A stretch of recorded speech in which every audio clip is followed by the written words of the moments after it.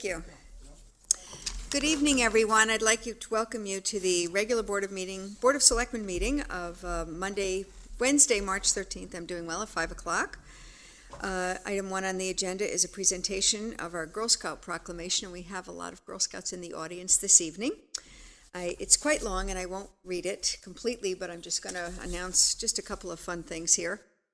2019 is the 107th anniversary of Girl Scouts of the USA. Girl Scouts unleashes the girl, go-getter, innovator, risk-taker, and leader in every girl, preparing her for a lifetime of leadership. And Girl Scouts offers girls 21st century programming in science, technology, engineering, and math, the outdoors, entrepreneurship, and beyond, and helping girls develop invaluable life skills. And they take the lead early and often. The Girl Scout Gold Award is the highest and most prestigious award in Girl Scouting, calling on Girl Scouts in grade 9 through 12 to take on projects that have a measurable and sustainable impact on a community, and we will have plenty of them all the time. We welcome it so much in the town. There are more than 50 million women, which are Girl Scout alums, and 2.6 million girls and adults are current members.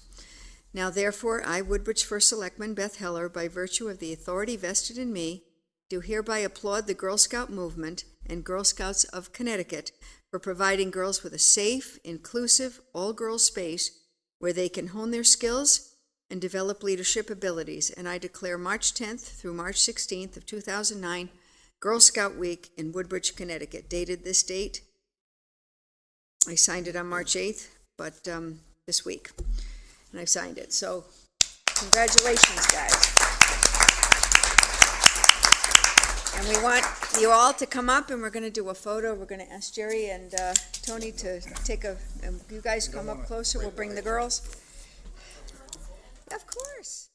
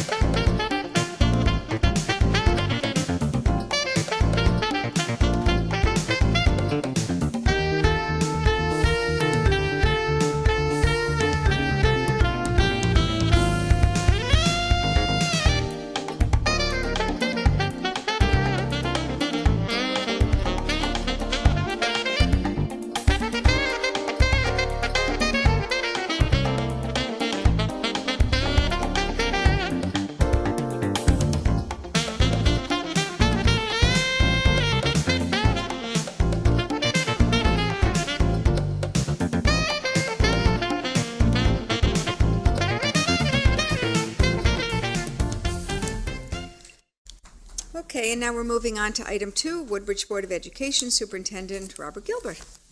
Welcome. Welcome to all of you, too. Good to see all of you, and it's good to see a lot of our students behind me here as they've been recognized for their great activities in the Girl Scouts and all that they do. And thank you for recognizing them, Selectmen. I'd like to bring you a report tonight that's pretty similar to my usual reports, covering the same basic areas. As I always start off with enrollment, our enrollment continues to stay strong and consistent at 845 students.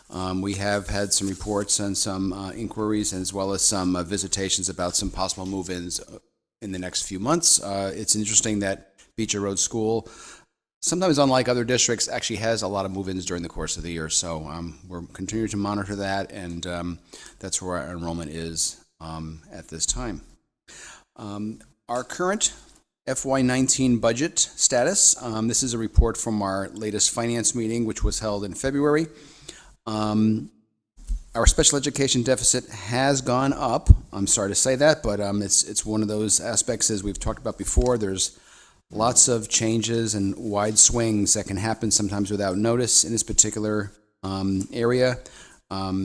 Before reporting the number to you, this is due to sometimes student move-ins that we are not aware of, families that move into town, changes in programs, and these happen both in the school and for out-of-district students.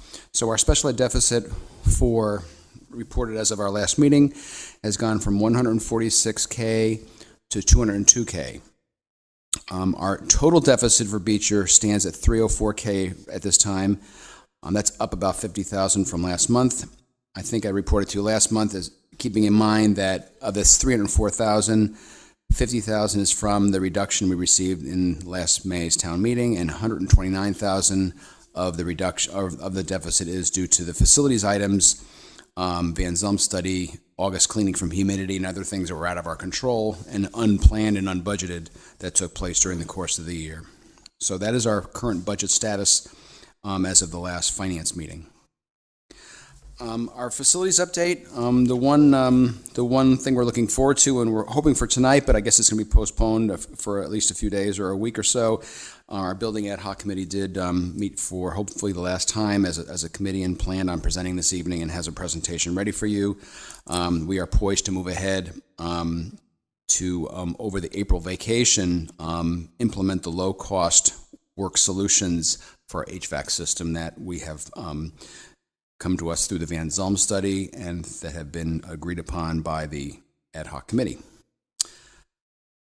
In other Board of Education news, our policy committee has continuing their work on revisions to our online policy manual, being guided by CABE. CABE is the Connecticut Association of Boards of Education.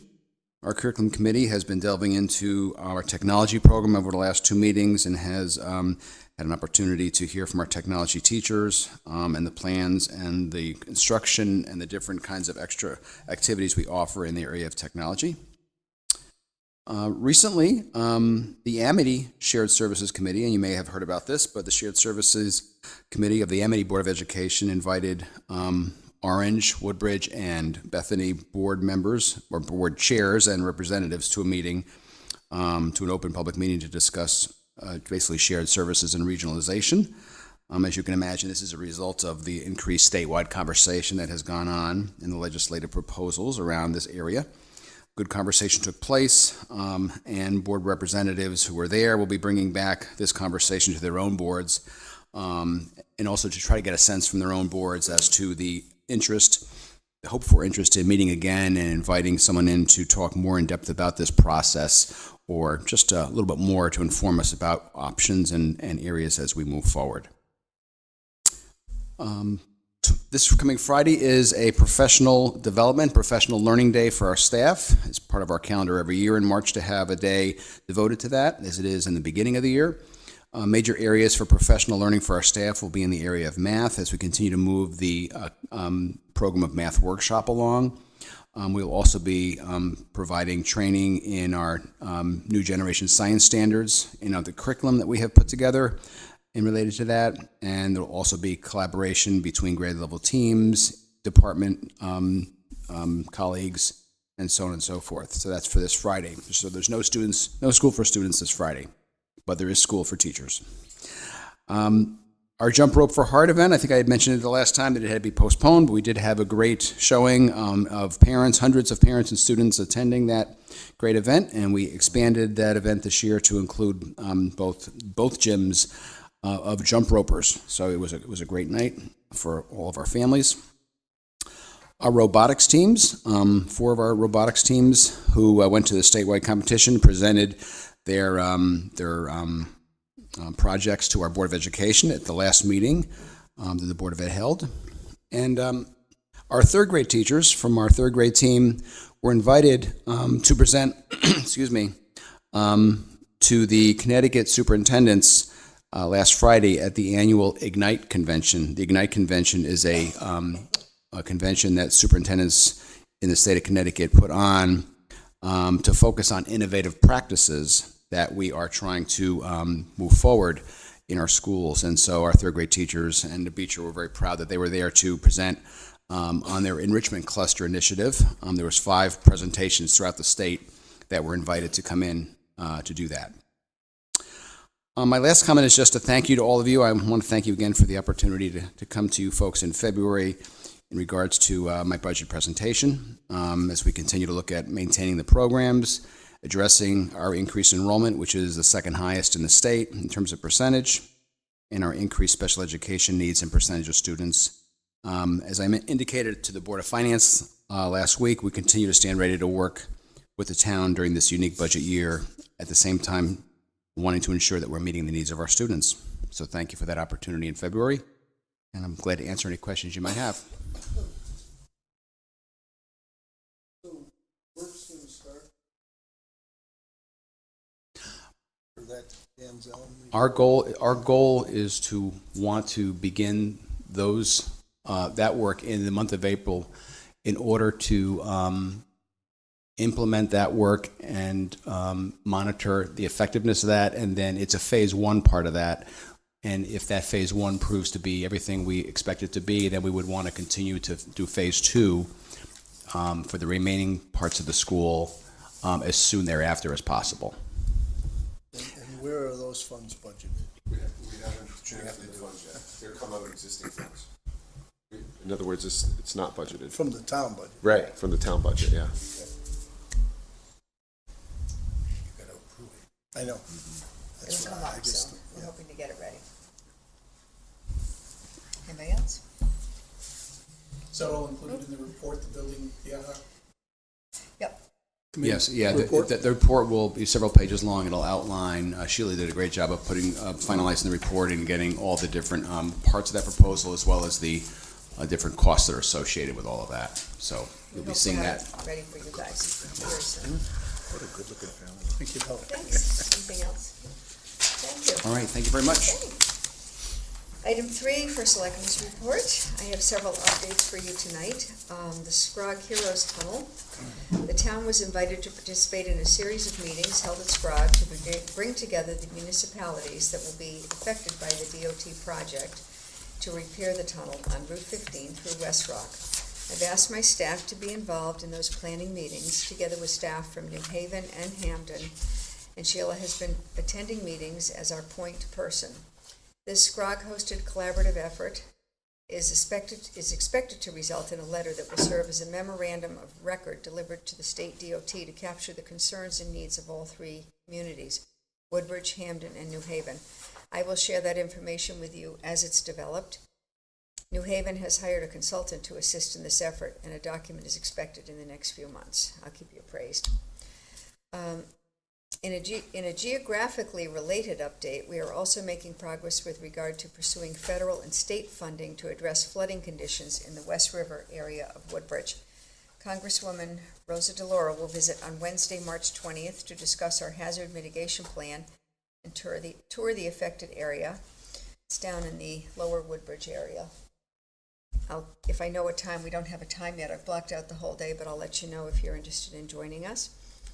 Again, we're working closely with SCROG and the West River Watershed Coalition to outline a project and apply for grants to cover costs of both the planning phase and the work that must be done to alleviate these weather-related hazard conditions that are impacting our town.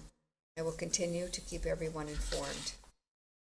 Everyone agrees that local control of our schools is non-negotiable. We know what's best for our children, and our schools must remain second to none. For over 60 years, the Amity Regional School District that we share with Bethany and Orange has been an outstanding example of excellence through regional cooperation, and our children, as well as our taxpayers, have benefited.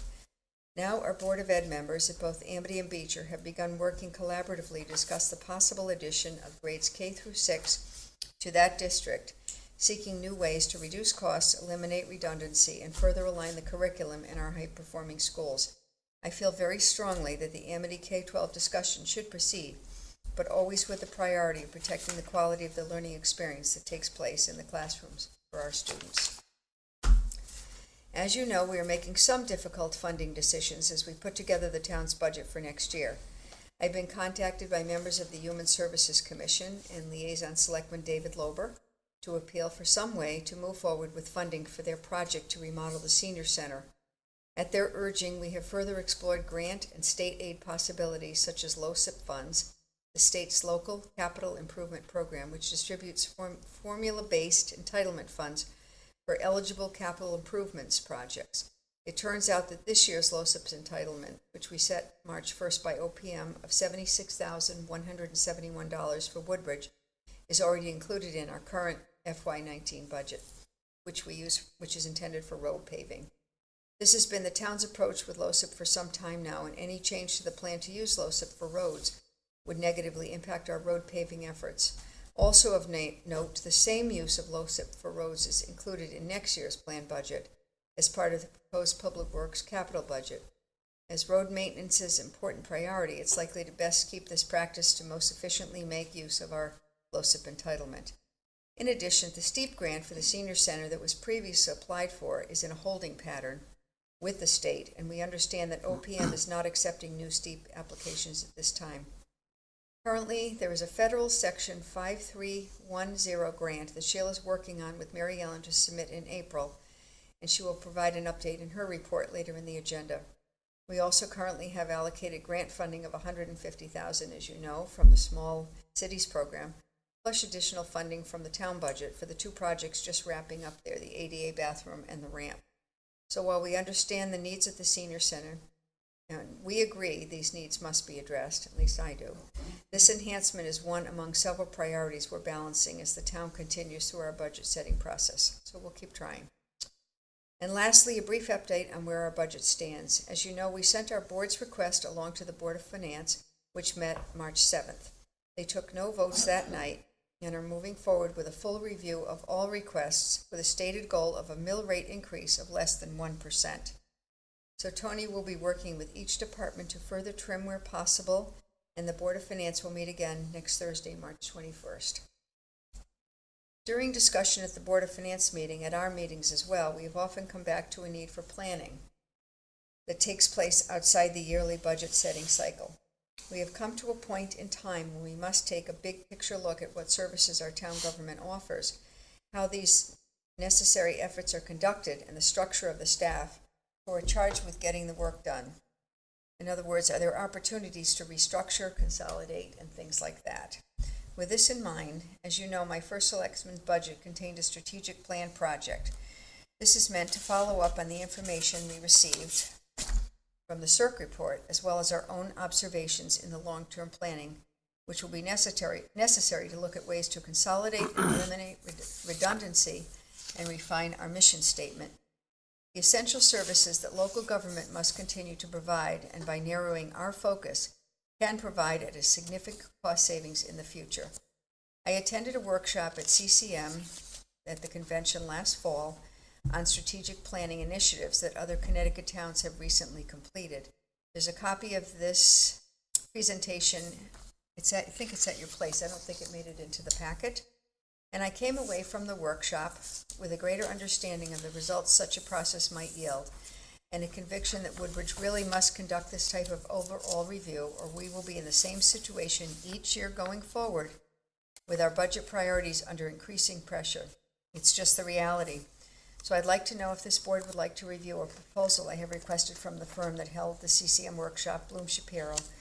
If you're inclined, we can schedule a presentation for our April Board of Selectmen meeting to have them come and just review what they would propose, so we can hear more about the strategic planning process, how it might unfold. We can ask our questions and learn more.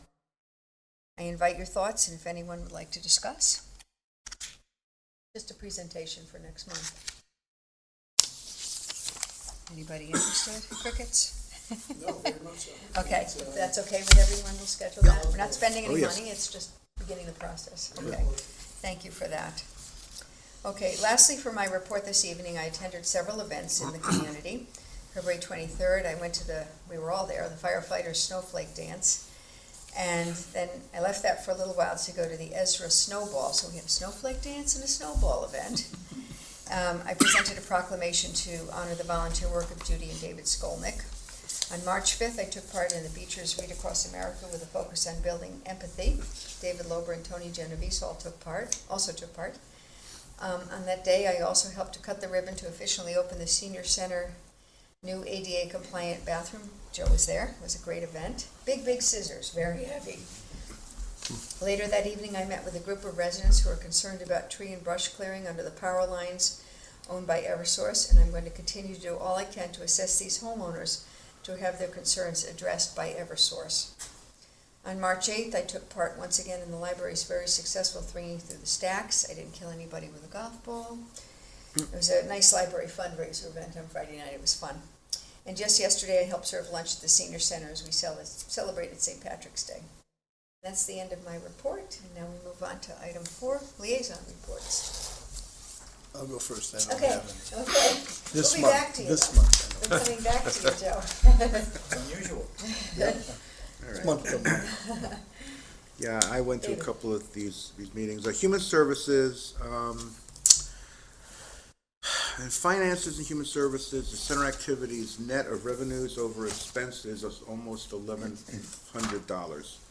And for the Wear Red Day, they raised $215 for the American Heart Association. As you mentioned, the ADA accessible bathroom is now open. There will be a volunteer tea on April 11th. They're looking for candidates for the first Selectmen's Youth Award. The prize is a $100 award from People's Bank. If you know any possible candidates, you can call Mary Ellen. Center renovation, the members of the commission were notified that phase 1 of the center renovation will be put off for a year. They were very upset that the folks who pay so much in taxes are getting so little in return. They would hope that some money could be found for that project. Library, the mini golf was well attended. The total revenues for that event have not been totaled. The budget is on track for this fiscal year. They've removed the coin box from the public copier, and patrons will now be on the honor system. Coupop. Skating rink was approved on the location at the alleged. The commission approved the skating rink location at the alleged property. Invasive species. Posters identifying invasive species are now installed in town hall, a library, and other locations. Nurseries and landscapers are still selling and installing some of these invasives, and perhaps the state should restrict this practice. Water. Katie Powell, who is the Assistant Director of Public Relations for the New Haven Water Authority, gave a talk on water. She said that leaks are by far the biggest waster of water and that toilets are the worst offenders, no pun intended. Leaks can be assessed by putting dye in the tank and checking for color in the bowl. Piped water is safe and clean, but old indoor plumbing, and especially the chillers and water fountains, can lead to lead contamination. The commission passed a motion to have the Board of Selectmen request that the schools test for lead if it has not been done recently.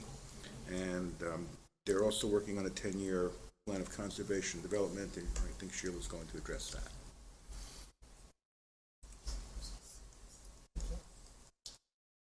That's it? Good, that's it. Okay, thanks. I was not able to attend. I traveled more this month, so I was not able to attend the meeting, so I'll Safe defer to travel, Jeff. so you made it safe. Thank you. I was here this month, and the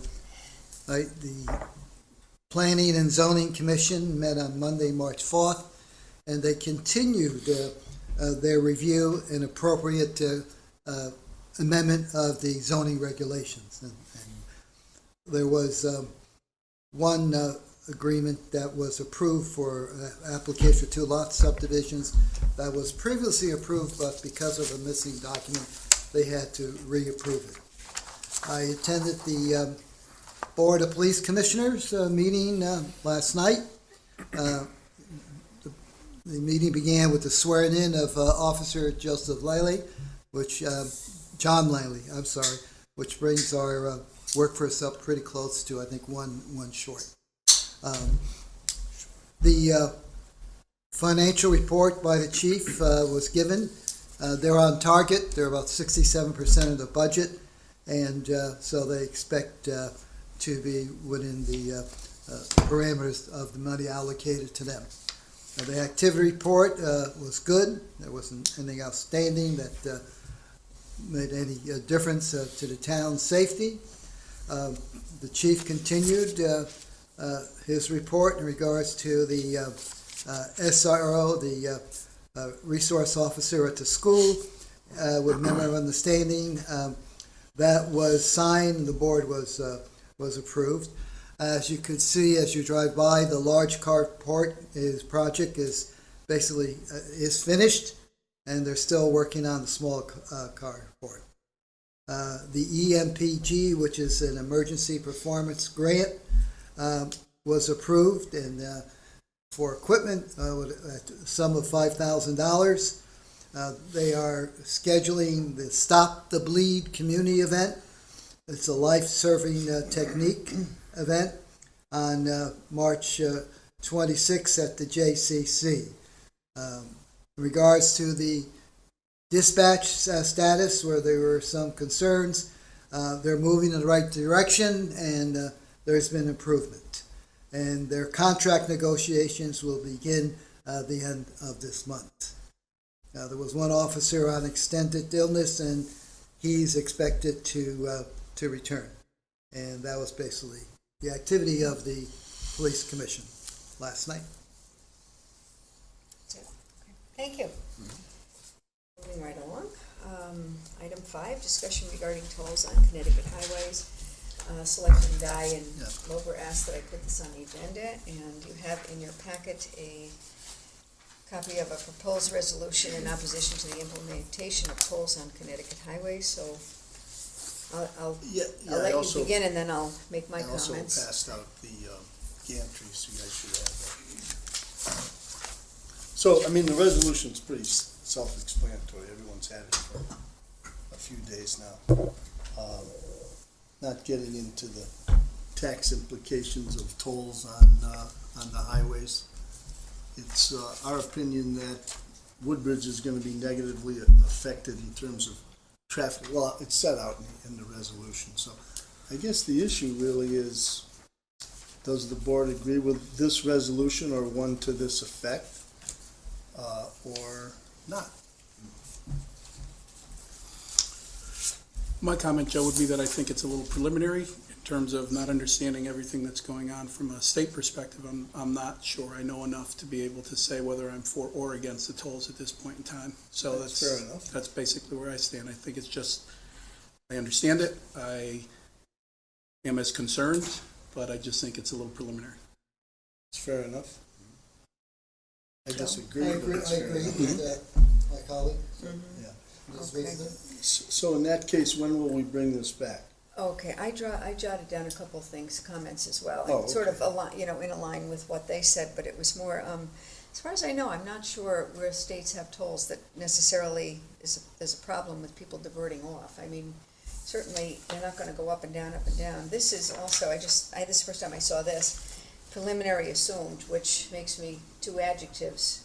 It's maybe perhaps not the actual final, Oh, way it's perhaps gonna not, be, because we so- started at 82. exactly. And now we're down to 52. Right. But they haven't changed the budget. They haven't changed what they want to collect, which means the tolls are more than, Yeah, and thinking yeah, about it's the budget, 82, so. I could So be yeah, wrong. it's preliminary, But but it's tolls are coming. $800 million. Where are they gonna collect that money if they don't get it from Well, maybe they Yeah. can stop spending.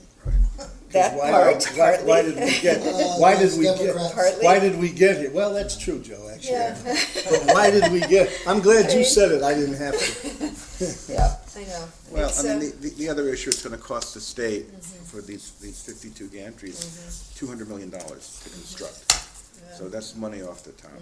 And we won't get any money for 5 years. Right. But the other issue that I have is we're basically a bedroom community, and everyone who doesn't work in New Haven has to commute with one of these roads, and it's going to directly impact everybody who lives here. And it's also going to impact people who want to come into town to set up business.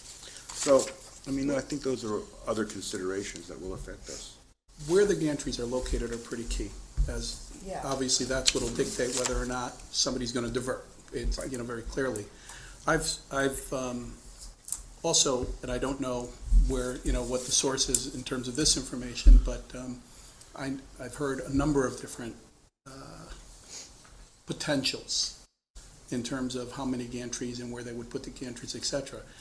And it would only be the gantry that would impact additional traffic. I mean, if they put it at the beginning of each of the roads, from when you kind of enter or somewhere in between, it doesn't have any impact on this traffic. So that how are you're you gonna referring make to. up the 800 million if you only do it that way?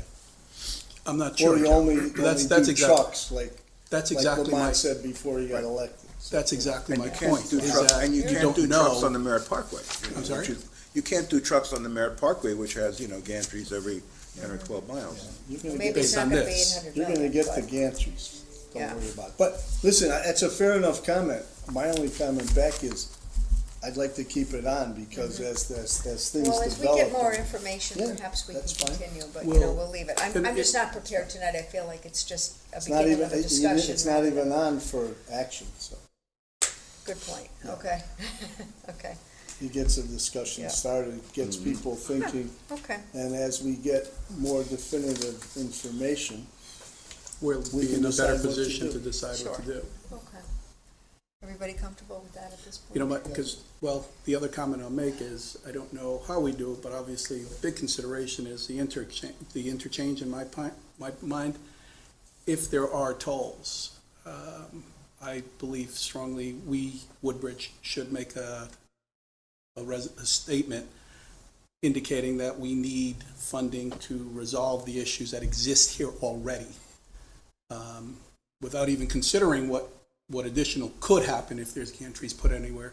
But regardless, if there are tolls and there will be more funding, we should do something proactive and something substantial to go to the state and say, we have a big problem here in that exit 59 area that needs to be addressed sooner than in 15 or 20 years, which is what their last piece of I don't have a information problem is. with that, I'm sure David doesn't, but to follow that, there's no reason, even whether or not we eventually do this resolution or not, along the lines of what you just said, perhaps we should make it known to them that we're watching where these gantries go. And, I mean, we don't need these gantries in, like you said, if they wanna put them where the roads start, and you wanna get tolls from people from out of state, or Right. if you go into New York, you pay one toll, that's okay. But we're talking Derby, Hamden, the way it's shown now, not even Hamden, somewhere in between.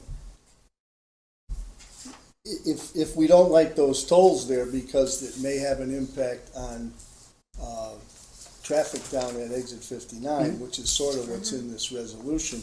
So I agree with you, but maybe we ought to come up with something to bring to the state to say Woodbridge is not enthusiastic about these proposed tolls, which is really all this is. I'm willing to take an action item in terms of trying to identify where the state is or what the latest plan is, and just kind of keeping This us is updated in dated terms of. November. Right. Just to try to keep 2018 us last year, updated so along maybe those has lines. it changed that you? I don't know, I got it from Senator Logan, so I would Okay. presume it's sort of Yeah. accurate, but you guys can Okay. have No, that. there were some updates recently Yeah. from what I understand. Well, then Oh, get the okay. latest ones, So- and we'll see. Okay. Could be back up to So 82 we'll for keep all I this, know. we'll keep this going forward, Sounds good. okay? Thank you. Okay, item 6, Tony has to leave, so, we've moved him up to a Okay. different time. Thank you. Thank you, glad that we get to keep you for a little bit longer. So if we ever have to leave early, that's all we have to do is tell you. So put your report up on there. Put me on the spot on that one. Okay, so Tony, So, monthly report. our sorry. surplus this month is just over $800,000, which leaves an increase to our fund balance of $400,000 at the end of the year. As you know, we allocate $400,000 in the budget. So that leaves a $6.15 million fund balance, or 12.3%, which is in line with what our fund balance policy indicates. And as Scott Bassett said at the Board of Finance, Right. he said a good place to be is between 10 and 16, something like that. Yeah. But he didn't really want to go there. Right. But he said, well, so it's good, sorry. So interest income, I was gonna ask, Yep. what's Okay. that? you know, how it rates. Oh, yeah. He Depends who you kind of ask. didn't, but he said, well, I'll give But you. it's in a good place. 10 or 11 is excellent. Yeah. So we're really good shape.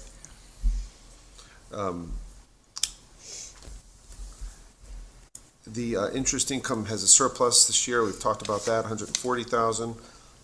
In governmental revenue, also a little under $140,000. Surplus also, that's primarily due to some grant revenues we didn't budget for.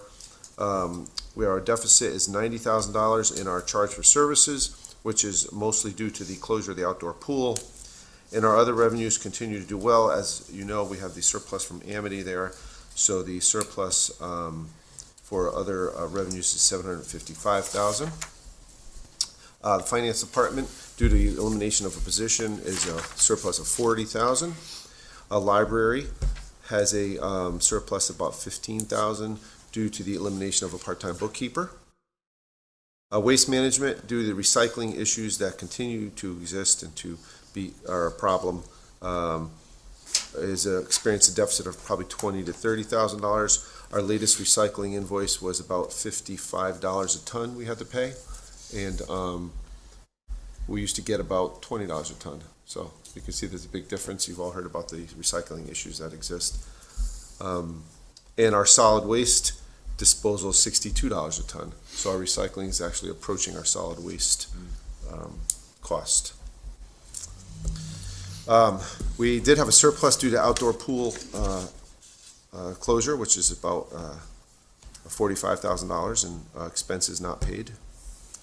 Benefits are a surplus of about $30,000. Debt service has a slight surplus of $5,800 due to a lower than anticipated interest payment for the school renovation. That was something I had to estimate at the time of the budget. And finally, as the superintendent indicated, the deficit of $304,000 at the end of this fiscal year for the Board of Education. And there's a $50,000 funding from a special education reserve from last year, so the actual impact on the general fund is $254,000. So that's the summary, there's a little summary chart there for you to sort of follow along. That's very helpful, by the way. I find that Tony, addition very helpful at the bottom there. Thank you. As relates to the waste management, how close are we? I know we're scheduled for the spring to do the, We are. but do we Yeah. are we waiting for that to happen before we adjust the fees that we're charging, or is that Correct. something that can happen? Well, prior to? the fees will be, once we have the scale in place, then you can identify what you want to charge per ton for people to bring in solid waste. And we're on target for June, I believe. Yeah, so we've done some site It's work not there. something we can do in parallel to that process.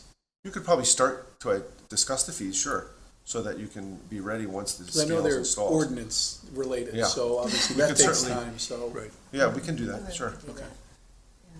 We have a survey of what other towns are charging, and so we can, as a starting point.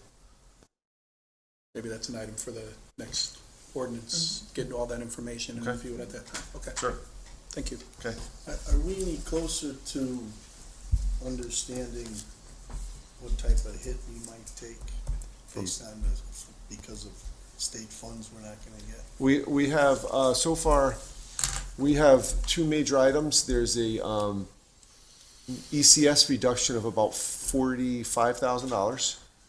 And the other item is the pension, teacher's pension issue, which is about $95,000. So in total, it's about $130,000. Now, What am I missing? Cause I remember the last time we talked about a much bigger potential hit Yeah. than that. Well, the projection is much higher going forward. right, Yeah. right. The teacher's pension escalates in other words, not as much was charged to the first year, it was pushed out to the second year and the third year. Okay. So that was a change. That was not anticipated. But, so far, that's our impact, based on the governor's recommendation.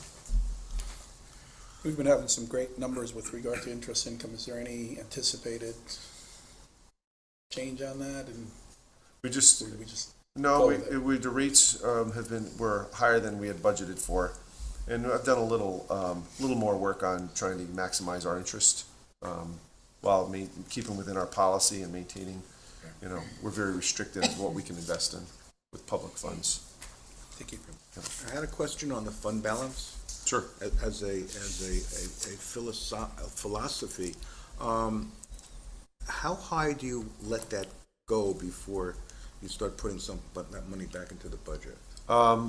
So if you, in terms of what a proper fund balance percentage is, sort of depends on your perspective and what your perspective is.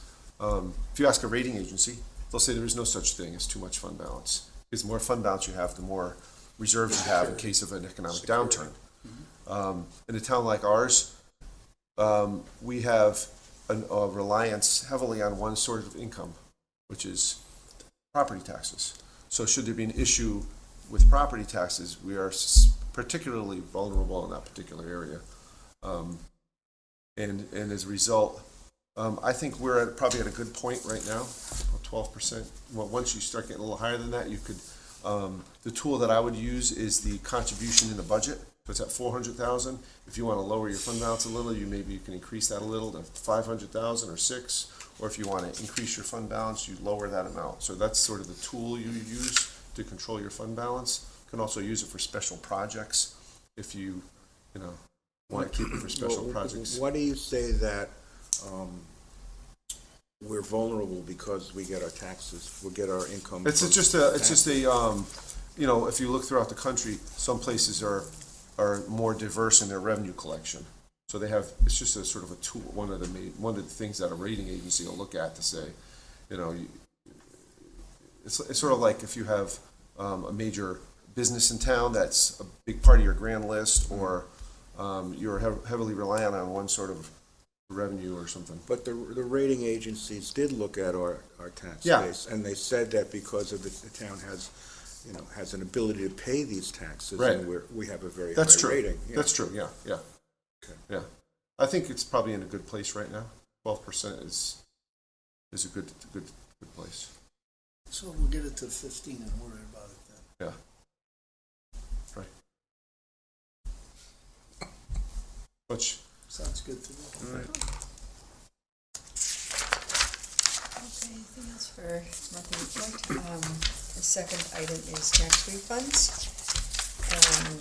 We received a packet, in your packet is a letter from our tax collector, Pat Crisco. There are no personal property refunds. Real estate refunds are at $6,130.36, and there are no motor vehicle refunds.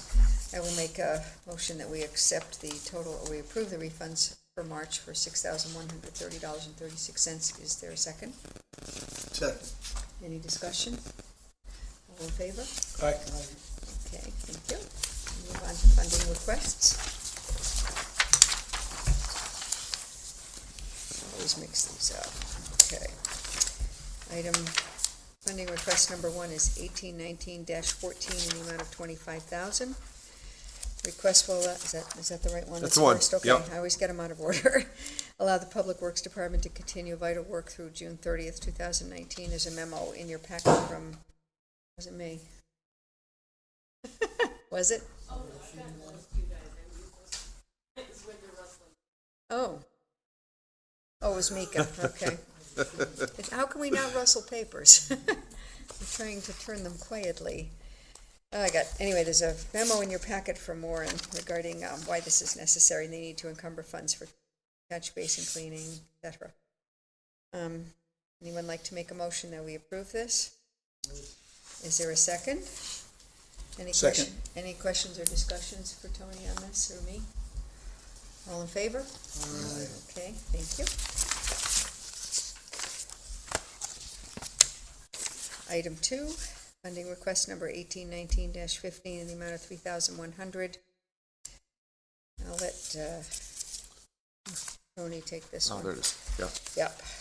So we have Amity that helps us with our IT work, and they do a lion's share of our work, but occasionally, and the model that they use at Amity is to, when something happens that requires some additional, very technical assistance, they have a little bit of money set aside for a firm to come in and help, and that's what this is intended to do. We just recently had to have a firm come in and help us with some issues that we had with our IT network this past couple weeks, with some server issues that we've resolved. But I think it's helpful to have on hand in case we have a problem or an emergency, that we'd be able to use it. So, and as you also are probably aware, we a few months ago did we had a consultant come in and do a complete mapping of our network, and the goal of that is to replace some servers and some in both the town and the police department, and we're trying to maximize so that we can sort of share service and share, so we don't have to buy duplication. And so hopefully that'll be next month where we can review that. Do we have a contract with the software vendors for these programs? We do. And they don't, This is more for This is like different? networking and not for software issues, but more networking issues, making sure that, we had, an issue with one of our servers that is making sure it's backed up properly, making sure the data is, secure, making sure that our, all of our connections are secure. These are more network, related issues. And Amity helps out with a lot of that, but occasionally we need some extra assistance, and that's what that's for. I don't anticipate we'll use very much of it, but, immediately, but it would be helpful to have at least a little bit. So I might have missed that. Where'd that number come from? It's for the 3,100? Yeah. Yeah, it's for, it's a time block of about 30 hours, I think it was. Okay. Yeah. I was just wondering why the $100. Yeah. It's not tied into a definite scope. No, it's like 100 and something, 25 or something per hour, and then it's Got it. over, Okay. it's like Pretty nice 25 money. or something. I could do the math, but. So I'll motion approval of funding request number 1819-15 in the amount of $3,100. Is there a second? Second. Any further discussion on this? All in favor? Aye. Thank you very much. Funding request number 1819-16 in the amount of $5,077. In your packet is a letter from Fire Chief Rowland regarding the F-19 budget. We currently need $1,679.87 to cover invoices and project needing another $3,400 to finish the year. So he's requesting this from I think it's contingency? Yeah, Yep. at this point, his budget, he's not sure he'll have it in his budget, Okay. so. So just to get the discussion started, should we need it, I'll motion approval of funding request number 1819-16 in the amount of $5,077. For a second? Thank you, Joe. Any discussion on Listen, this? just quickly, the last 3 or 4, they're coming out of contingency. Mm-hmm. So how are we looking? Contingency? Yeah. Yeah, so there's a summary here that was right before all the transfers. And currently, the contingency is at, if these 3 are approved, would be at 120,000. Against, The total was 185. It's at the top. right, Is that I what you mean? got that, so, what's the foreseeable future look like? Are we aware of that? There may be a little bit for snow removal, but not much. They may be able to cover that within their budget. So you're pretty Other than that, I don't comfortable have much else for that. Okay. Yeah. So it's been a good year for that so far. so Not gonna wreck it. do you actually look at the gas bills, Tony? You do? Yeah, Okay. yeah. Good. I make sure that they're, first of all, the rates are correct. Uh-huh. And that, how they compare to the prior year and how much is being used. I don't recall if we did 10,000 in their budget this year for that line item or not. This coming year. Yeah, I believe we did, yeah. That's one thing Sean and I talked about. We may have to, it sort of depends on how cold it is, but we may have to adjust it in the budget process. You know, also Yeah. how many call-outs they have, because it's, Right. Right. and they're already We up have a already. motion and a second, right, Jerry? Okay. Yes. All in favor? Okay, thank you. Next is line item transfer 1819. This one is, We're gonna on hold. postpone this, right? this is the till our one you were discussion. talking about, Joe. Right. Yeah, yeah. And that's it for funding requests, correct? And then we have a bid award, am I right? Yep. That's all of it, okay. So, we have a memo from Warren Connors to Tony regarding catch basin cleaning award, if you wanna discuss this further, Tony. Sir, the, Thank Warren is requesting using the COG, which is the Capital Region Council of Governments. As a member of our COG, we get to piggyback onto the Capital Region bid awards, which they have quite a few of. If you go on their website, they have several bid awards that we occasionally use. And so this one is for catch basin cleaning, which we do every year, and is $19.99 per basin. So it's the same, it's the same price as last year, actually. We get a same vendor last year? Same one, yeah. Same process? Same everything, yeah. I believe that was the same vendor won this, the cog bid last year also. So the request is actually to waive the town purchase policy. Right, to use this bid, Using right. this bid. Right. So I make a motion, we waive the bidding process. Okay. Second. And For the award the catch catch ba- basin cleaning, Right, flushing, and award sweeping. it to, in accordance with Warren's memo in the file. Great, I'll second that. Any further discussion? All in favor? Okay, thank you. And next item on the agenda is the old firehouse update. So the good news with the old firehouse update is that we received a grant extension through 12/31, right? But that's the final extension. We'll receive no more extensions. So we've been in discussions with the school about possibly using the top floor. We've discussed, but we haven't come to, it's not finalized, the discussion's not final. And as you know, there are implications to that, along with possible borrowing for this project.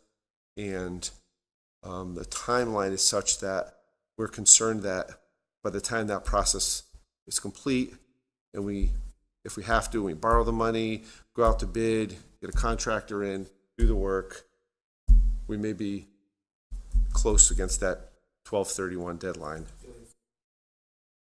Right. So, Any way to spend that's where I was gonna, that's exactly where I was gonna go with and this. not negatively impact the balance? And That's- not yeah. phase it in? Yeah, that's exactly where I was gonna go with this. So, we talked to David Stein, who's our architect on the job, and he has recommended 6 items that we can do to at least, would fall into our budget of $500,000. And it includes heating, some roof repairs, fire service, water line, things that are basic to the building. Infrastructure, right, that we can do now, and that we could at least phase this in while we have discussions about the rest of it. So that would be our proposal. If that makes sense to you, we can move forward with that process. Those items would expend the grant. Correct. Total amount of the grant. Correct.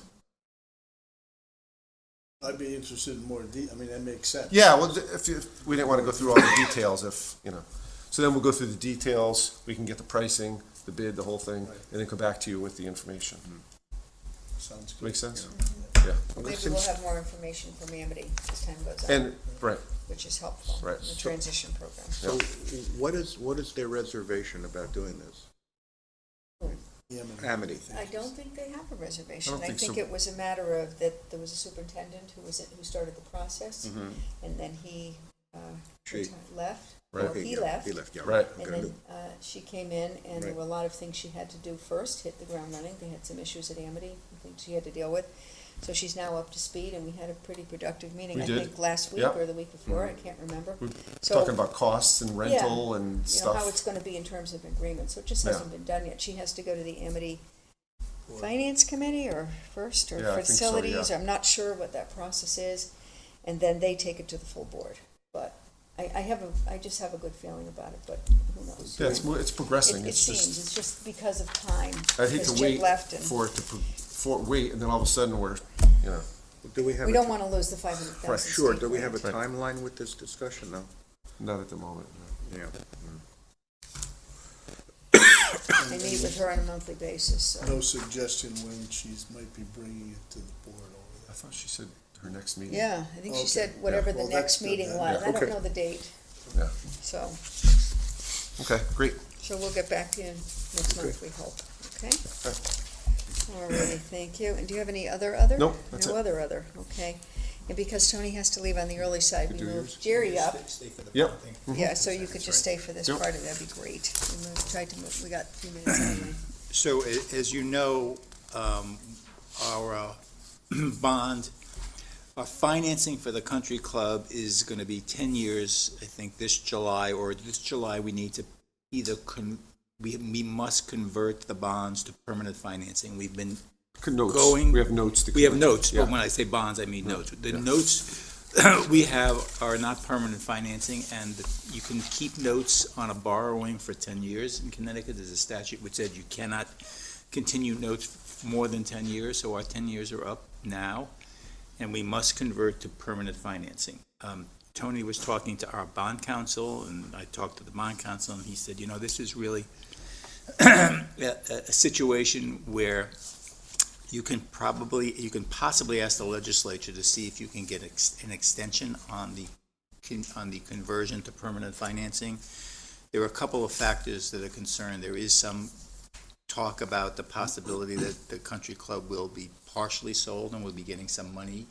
It may happen or it may not happen, but there is no harm in seeing if we can get an extension that will give us some flexibility in the future as to whether we need to convert, because there's significant costs involved in the conversion from the notes to the permanent finance. Correct. There's legal fees. Talking about permanent finance, what does that mean? It means that you have, Amortization schedule, basically. Right, correct. Yeah, right. Still, okay. So basically- it's just a term payout. instead, payout, it's right, right. instead of rolling it each year, and each year you go to the market and you basically pay off one set of notes with the other, we would amortize it over. And what's is the interest rate comparable to the bonds, or is it? more? Typically, bonds are higher because you're extending it out over a longer period, so you have, the longer the period, the more the risk, the higher.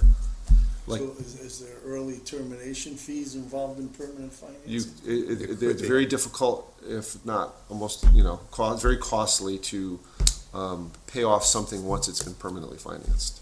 So those are all Without excellent a questions. penalty. Right, without a penalty or You have to- significant unless costs. you have the, Right. unless they were callable, and then you have to make them callable, which makes the rate go higher. I mean, So all those reasons are reasons why we started to explore the possibility of whether the legislature would give us some relief in not having to pay off those bonds, not having to convert to permanent financing. And I've been working with Representative Claridis's office, who have been terrific, and they have prepared some draft legislation that will probably be in the form of a special act for the town of Woodbridge, which would give us an extension on the requirement to convert to the permanent financing. This is the draft. Joe Fozzi, our bond counsel, prepared a preliminary proposed special act. The legislature changed it somewhat. Themis Clarity's office, together with the legislative commissioners, changed it to what you see in front of you. In front of you, the initial period of time for the extension was 20 years, which we don't need because we really anticipate that everything will be paid off well in advance of the 20 years, but it gave us the flexibility of a long period of time to making up our mind. Every year, you can either convert to permanent financing or you can roll the notes over.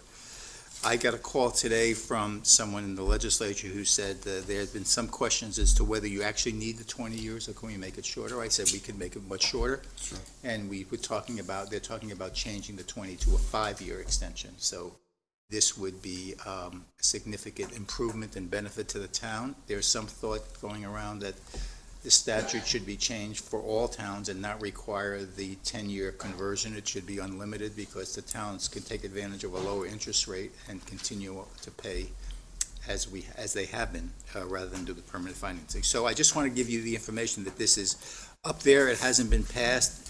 Today, he told me it's likely to be passed. At 5 years. 5 years, yeah. So in case something happens to the country club that there's an approval to sell part or part of it, the bond will be paid off and we would save all that money on the cost of converting to permanent So financing. what's the cost? the cost to convert is about $60,000 to convert to permanent financing. And then if you pay it off early, there's additional costs? Not on the permanent financing? Yes. Oh, yeah. Yes. Yes. So, in other words, if we converted tomorrow, it costs us $60,000. Plus, If we then plus pay it off in 2 years, we have an early termination. you would have to, I'm not exactly sure the inner workings of that, but it would be something we would have to do that would be, So 60,000 plus. It Yeah. costs us Yes. to- yeah. What were you gonna say? Plus, we have to, when you convert, you pay 6 months interest ahead of time. So essentially, we pay 18 months worth of interest in 1 year, because when you pay the notes, you pay the interest once they're mature. Right. So we'd have to pay the maturing notes, right, which is a year's worth of interest, plus 6 months for the permanent financing, which would then begin. So you'd have 18 months worth of interest in 1 year. That's the other item So we bought this with a projection of paying it off over 20 years. And they offered us 20, we only need 10, why do we opt for 5? I mean, you're still paying it off over 20. No. No? That's not. You're still Say paying it off. We can pay it off at any time, but we could, this gives us the flexibility of going out the additional. But these are still notes, correct? I mean, Yes, right, They're short-term notes. they're short-term notes. They're annual. Yep. So each year they mature. I Then you understand have to that. either reissue notes. So what happens at the end of the 5 years if we still have this property? You have to issue bonds for the remainder of the term, Permanent finance. yeah, permanent Yeah. finance. So that which would be a 5-year bond issue, Exactly. basically. 5-year bond issue, which would Which incur would be 20 years. some cost. Right. So my question again is why we not opt for 10 years of that? Well, we asked for 20. I asked for 20, they Right. came The back and said 5. legislature is saying, Right. well, we think we could approve it at 5. Oh, It's not okay. coming from us. This is It's a not very- coming from It's us. coming Okay. from- No, it's all coming right. from them. Okay, I get it now.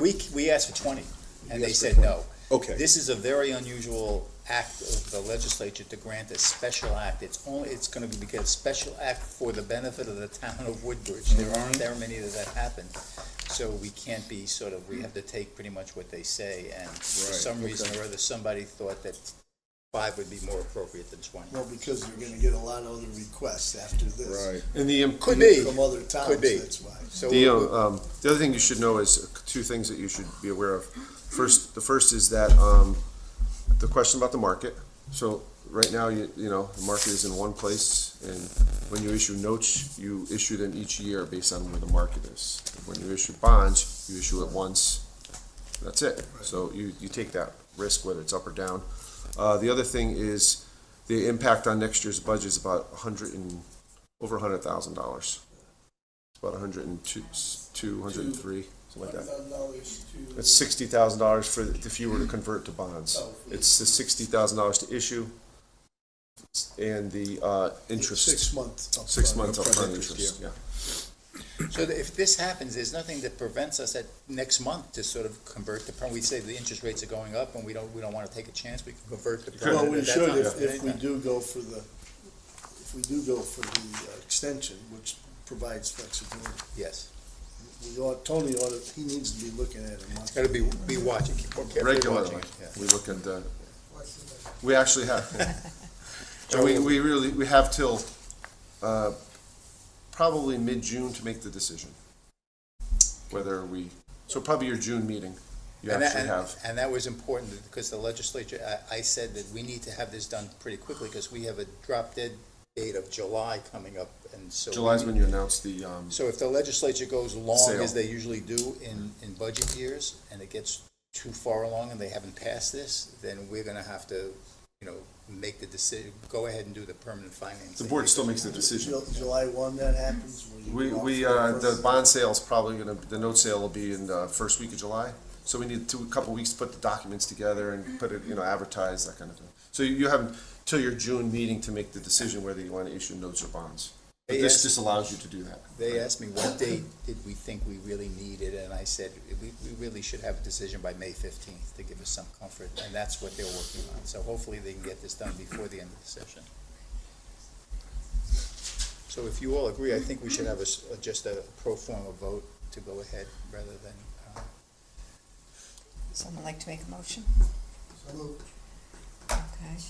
Is there a second? The vote is for, to continue with the request that a special act be passed or legislation be passed to give the continue town with the flexibility. negotiation that you're currently Yes. negotiating. Yeah. A second? Can we vote when it's not on the agenda? Yeah, I think you don't have to Well, have, we could it's on take the a motion. agenda, but it doesn't say Yeah, but action there's item. no Which, action. all right, So let's do I it. don't know the Why answer. don't we I'm make just a asking. Yes, motion you to can. add, You would you can. like us to add it to the agenda, or no? I don't think it's necessary. Okay. All right, moved and second. Is there any further What was the discussion? motion? I'm sorry. 'cause I was- Joe made the motion. To continue the negotiations Yeah. with the legislature. I second it. Yep, okay. Any other discussion? All in favor? Okay, thank you. And you have the Massaro Farm lease is the next item. Thanks, on Tony. here. You don't need to be here for this Yeah. one. I don't Now you gotta go, right? Yes, thank you. Drive carefully. Thank you. So, public comment, yeah. Public comment. Okay, oh, all right, 6 o'clock. Public comment. We are asking you again to please be respectful of us and our time, and 2 minutes, please, this time. Thank you. I guess it means I have to talk faster. Cheryl Lipson, Brookwood Drive. Sorry, Tony left. Residents of the Brookwood Salem Country Court community had a meeting with Beth and Jerry about 2 weeks ago. For those on the board who don't know, I find it hard to believe, I but brought it up. Eversource, I'm sorry. I discussed it in the opening remarks tonight with the board, but go Okay, ahead. well, then I guess you have okay. somewhat of a handle. Yep. Eversource has been coming through Woodbridge decimating property as they clear-cut everything and anything that's anywhere in the vicinity of the transmission towers. I strongly recommend the board make a visit to this area to witness what this war zone looks like, and it does look like a war zone right now. I find it hard to believe, as we were told during our meeting, that the town had no previous knowledge of this desecration of property. By the way, I'm told that the water table in this part, Salem, Country Court, and Brookwood, has a very high water table. And as I was walking later this afternoon, they have been through again, and now on the side where some of my neighbors live, there's water. They started clearing, and they're expecting more rain. And what is going to happen, in my humble opinion, is you're going to have flooding there. It's going to have an impact with runoff, which will affect properties further. And when the warmer weather comes, you're going to have mosquito infestations. Now, if they're talking about then spraying, then we have a deep situation. And I really think the town needs to get involved. So I thank you. If you'd like to stop off at 35 for a cup of tea when you visit, ring my bell. Cheryl, I just have to say, I don't know if you got the email I wrote this afternoon. I have not been home. Okay, I summarized what we're doing going forward, so when you get home, take a look. No, and by the way, I can, again, and I will say it publicly, we had no knowledge. Betsy did not, I did not. No one in town hall that I know of knew about this. When I went over and saw it that day, it is absolutely shocking, and I agree with you, and I'm going to do. Warren Connors. That's why you went over and visited with him. No, I went over and visited. I never not seen Warren Connors over there. I went the day we got phone calls, right? Betsy and I got in the car and drove over. So that's the first time I knew about it. I promise on an oath. So take a look at the email that we wrote today. And we're asking to set up meetings for you guys going forward. I wrote to JJ and I copied everybody in the group. And I'll send that out to all you guys so you can know what exactly is going on. The Board of Selectmen further. Since we're talking and I'm after my 2 minutes. If you didn't know, pardon me, but why the hell didn't the town know? Let's watch the language. Let's watch the language, Okay, please. I'm sorry. And you have to be back up at the mic. I'm getting a call from Nancy. If you say you didn't know, I what is promise you wrong? I did not know. What is wrong with the communication between town administration and Eversource? Because right now it's like David versus Goliath, and they're not going to give up without a fight. And I think what's being done, might consider taking the word wood out of Woodbridge, because this looks like a war zone, and it's totally affected people's property values. I'm going to stop. Thank you. Okay, thank you. Next. Martha German, 1170 Johnson Road. I'm here to say a few words about the constructability study received in February from Criscolo Engineering. This study showcases a host of problems that would be precipitated by development on the Country Club of Woodbridge property. They range from protection of the wetlands and management of stormwater runoff to traffic congestion on Fountain Street, Rimmon Road, Ansonia Road, Park Lane, Woodfield Road, and Johnson Road. To get a glimpse of the traffic problem that this would precipitate, go down to Litchfield Turnpike toward the Merritt Parkway where the work is now proceeding on the new highway outlet. I gather that it was on the news this morning asking people to stay away from that area because it is so backed up. Beyond these and other difficulties, the study did not even address the issue of blasting, which will doubtless be included in both development plans. In light of these problems, any responsible developer would stop now and pull his plans for construction on the country club property. He would surely fare better to consider the Bradley Road property where residents desire 55 and over, and the zoning allows it there. Thank you. Thank you. Anyone else? Okay, thank you. We'll get back to your report now, Jerry. Thank you. So Massaro Farm, just to give you some history, the lease on Massaro Farm is up in November of 2019. The farm, and I don't know if we talked about this, the farm had two options in their lease, 2 5-year options for an additional 10 years. In June of 2017, the farm exercised their first option for another 5 years, and in the same letter, they exercised the second option, which really doesn't take place until the end of this first option year. So in their minds, they think that they have an additional 10 years.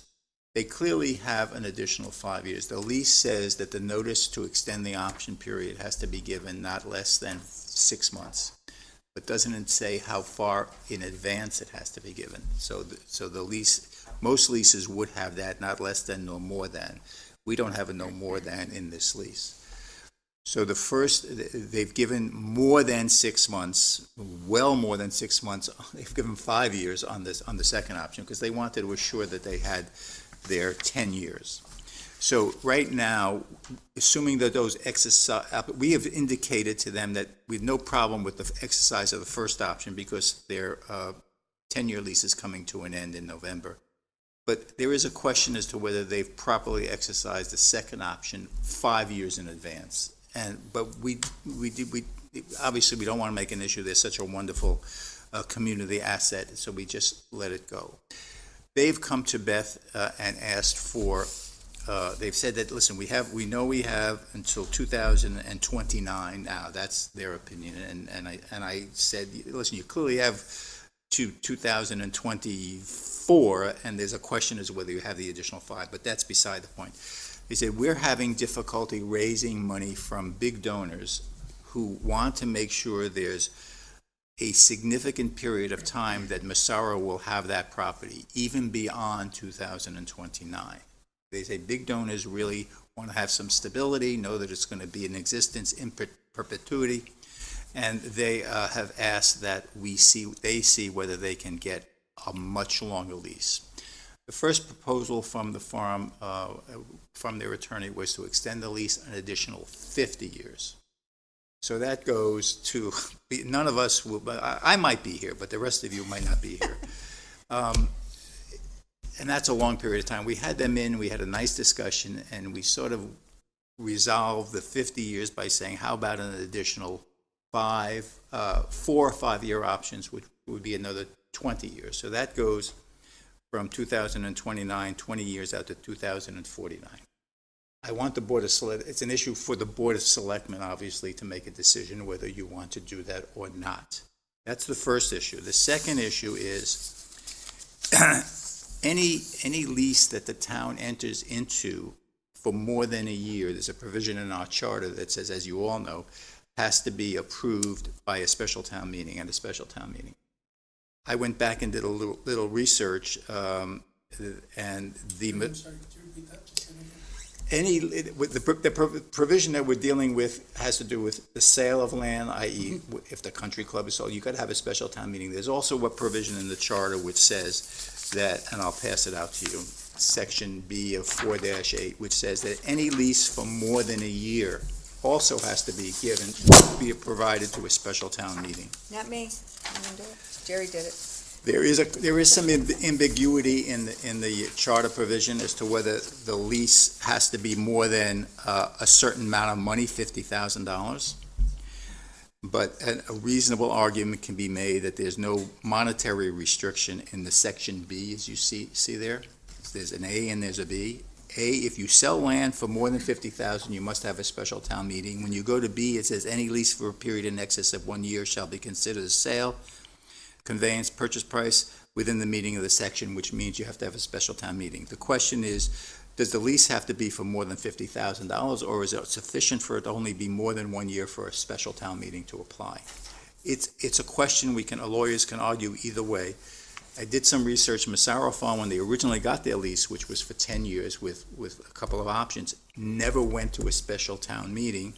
And Jim Perito, prior town council, issued an opinion, not an opinion, but he issued a letter saying in his mind, since it was for nominal consideration, we didn't have to have a special town meeting.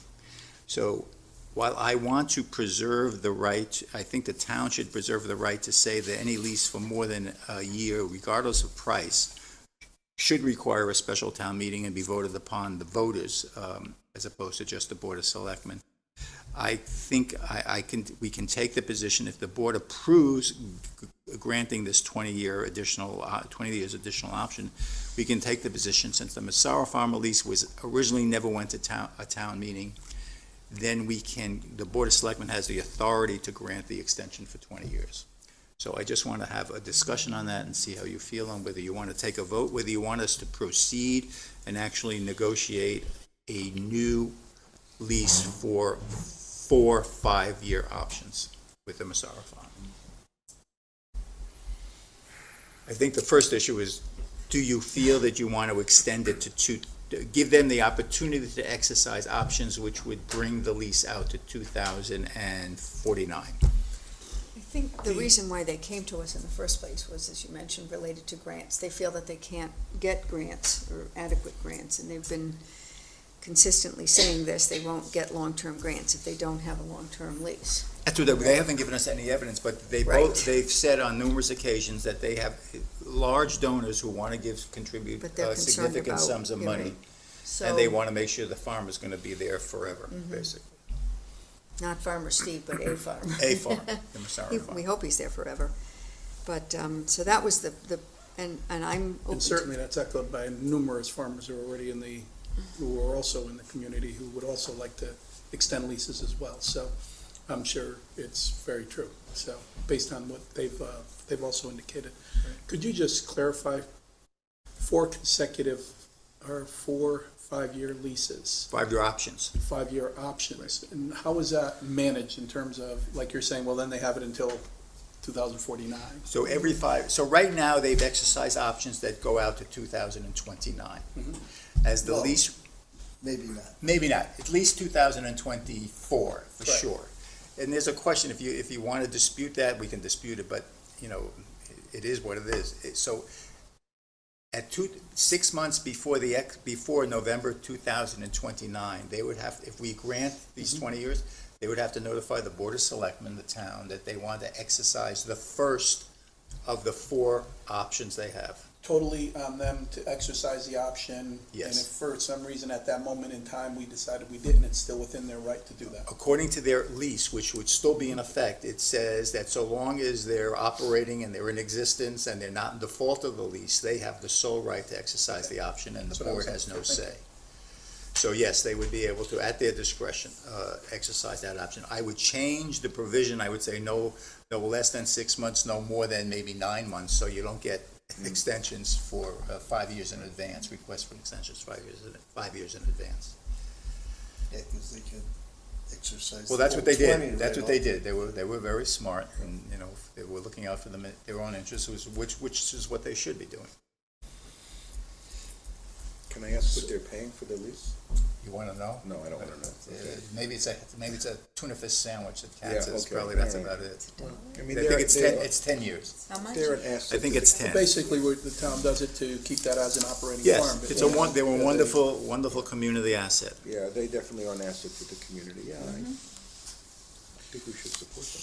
So is there any risk now It in just terms seemed of 15 was having like- not gone to town meeting? How do we handle it the next Okay. time somebody comes for an extended So, lease? I think Over a I year. will give Beth an opinion, the Board of Selectmen an opinion, that because the Massaro Farm lease was not subject to a special town meeting, it is my recommendation and opinion that we honor the request without going to the special town meeting. And I will say, however, it is my opinion that the lease provision of the charter requires a special town meeting for any lease more than a year, that is for any consideration. Because I don't think you want to get into it. I think if you really have a long-term lease, you want to have the townspeople get the opportunity to vote on it, unless you change the charter. So right now, I think it's sufficiently ambiguous to say, because they did it in the past, we'll waive that now, but for the future, we're going to watch every lease and not grant extensions for 1 year, more than 1 year, or new leases for more than 1 year unless a special town meeting approves it. I mean, couldn't you argue from the other side that the present lease they have is illegal?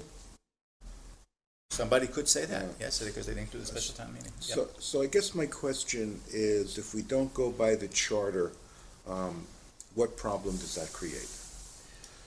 I guess if the initial underlying opinion by town council 10 years ago was wrong, and that somebody wants to sue us and say you can't have the lease is null and void, and they go to court and the judge agrees with them as opposed to us, the interpretation of the charter provision, then they can be tossed out. But who would have the standing to sue us? Any taxpayer. Any taxpayer, because we're not Really? getting enough money But from the result of the suit would just be bringing it to town meeting. In other words, it Well, would, we could, yes, that's a good point. it would That's a just good be, point. at that point in time, we follow the charter, Yes. we bring it to town meeting, and the townspeople vote as to whether or not That's they a want very to good point. continue It's it or the not. remedy, yeah. Right. Right. It's not as if Their remedy is it not goes great. away. Right, it can't go away. They can't prevent us from in the future entering into a new lease with them. And they can't I don't think anybody has any claim for damages for the past 10 years because we didn't get enough money. It was a valid decision by the board and town attorney to go ahead. So And, we don't by the have- way, you can read the lease, this provisions in the charter the other way, that says we don't have to go to a town meeting. I mean, Joe, if you look at it, Yeah, I it's think you can, yeah, But there's no rush on this because they have right.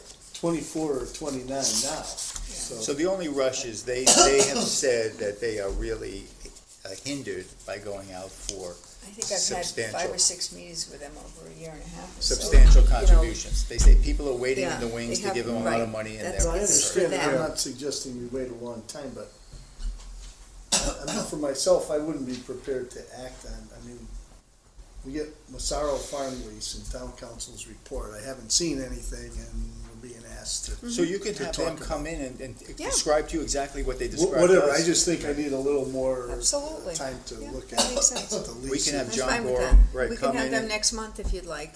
That's a good idea. That's only David mine. Speranzini, who's working with John. Is it them coming in and saying what, we know what they want, though. Yeah. Them coming in and saying what they want, isn't it more the documentation that we're Well, concerned yeah, about? I'd like to see the lease, Documentation. I'd like to see Jerry's Right. opinion in writing that he referred to. Okay. They So can things like recommend, they can come in and tell you why they need the additional time, Right. as they told that. us. There's That no would be harm in with it. having them. There's present. there's no absolutely. harm there, but. Okay, so we'll have all that ready for next month, is that? I'll distribute okay? the actual Yeah. lease to you and give you a short summary of my opinion, so you can take a look at it. Okay, everybody good with that? All right, Thank you. Thank you. And a quick item coming up, under item 9, acknowledge receipt of the COOPOP report, as David mentioned. We have a report, I've got to get to it, I'm sorry about the rustling of the papers. We have received from COOPOP, item 4 on their agenda, their minutes from the regular meeting of February 25th.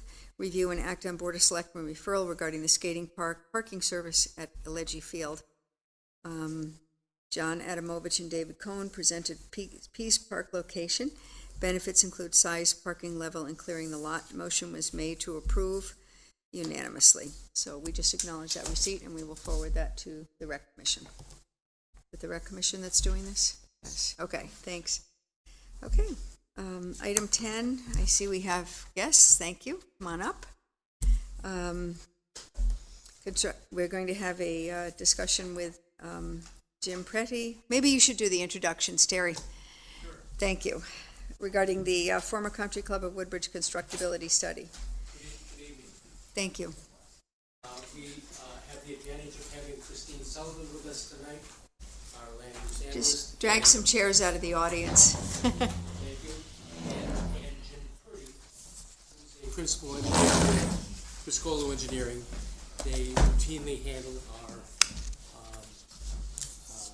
work on wetlands, town planning and zoning, and sometimes for the town. Just so you know, we distributed, I think, copies of this at last month's meeting to the audience and the publics, right? Is Very that- good. Was it last month or I have was it? extra copies if you, Okay, good. should you If need anyone it. else would like a copy again? Mhm. Okay, thanks. And so the idea of the constructability review would be was to put the three of us together who routinely handle land use issues in Woodbridge and identify for your benefit and consideration some of the technical issues. We have actually no opinion of whether or not you should sell the property or not, or in fact, even which proposal is better than the other, because I think that there's a number of planning issues based on the very limited technical submissions that have been submitted to you. We've had an opportunity to review the documents that you've seen. We've also had the opportunity of viewing the video presentations, and we would like to be able to answer any of your questions that you may have. Okay, thank you. So I'll open it up to the board for discussions. We've had this for a month or so. Can the concern with traffic in terms of that area, the 313 and 243 intersection there, where it was specified that there would be some some concern with traffic in there, is that mitigated if is that completely mitigated if the entrance is moved onto Woodrift? Or is it Woodfield? Woodfield. Woodfield. Excuse me. Well, I think it depends, as in all answers, it depends. I think that there's probably some good planning considerations of having more than one access. So it might be converted to a limited access. We thought that if it had to be in that Four Corners area, where Park Lane comes at an obtuse angle into Ansonia and everything, that perhaps there's enough room there for a real traffic circle if it had to be there. It's complicated, its location there, and both proposals, by the way, seem to have the front entrance right there. Is that it also is directly there is an unusual wetland corridor that actually starts on the country club area. And perhaps, Christine, you could describe the tortuous path that it takes coming forward. So it starts on the golf course property, and then it goes actually underneath Ansonia Road, and it proceeds north, and you would kind of think that rivers like the Nile are the only ones that flow north, but apparently in Woodbridge we have quite a few that flow north. So then it flows north up through Lines Road, and then there's a wetland above there, and then it circles around and comes back down again, crosses it back under Rimmon Road again, goes along behind the one-room schoolhouse on Johnson Road, and then goes back onto the golf course property, where it appears what happens is it goes into a piping system of some vintage, and then it enters or exits again where you see it further down along Johnson Road. So it makes a big loop going north, and it's all part of a big wetland system, and it headwaters in that particular part. There are other parts that join in, but it headwaters in part on the Country Club of Woodbridge. And we didn't find the headwaters, but one would suspect it's probably some kinds of spring systems or something, because it's in an upland area where it's headwatering. So Right it's a on very top of viable that, system. right on top of that would be the front entrance on both proposals. The current proposal, the way they have it right now, that's where it would be. Right. So I think it would be complicated. I think that it also, on the other hand, you could also say that that's a very difficult intersection at present.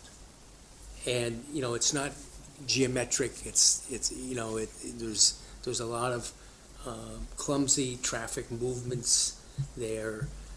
And so perhaps because it's all state roads, supervised by the state DOT, might be of some service to us. For everything that we say on one direction, we could point out the other direction. So it's a little complicated issue, but we just thought that we would bring that to your attention. But regardless of where it would go, whether onto Woodfield or whether onto Ansonia Road, because of the number of housing units that would be proposed, you would need some sort of traffic report, which would then have to be, provided by whoever was proposing it. And then the town in turn has historically, at least through planning and zoning, then hired their own traffic expert to review that and whatnot. So you have that balance back and forth. So, we're not going to speculate on what the traffic impacts would be because that's left to a traffic consultant. I think you could look forward to a good deal more information during the planning process if it went forward.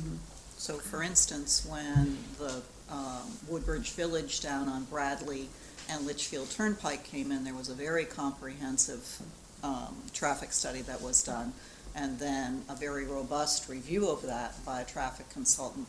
And also involved in that was the State Highway Department, and so there were going to be, if that was ever built, alterations to the intersection at Bradley and Litchfield Turnpike, where there would be an additional turning lane made going onto Bradley and then also coming off of Litchfield onto Bradley. So there were going to be changes made there if that development ever happened. And what part of the process was that done, Christine? That was done through planning and zoning because traffic is under their purview. But was it after they approved the project, or No. was it prior to? It was or- part of the project.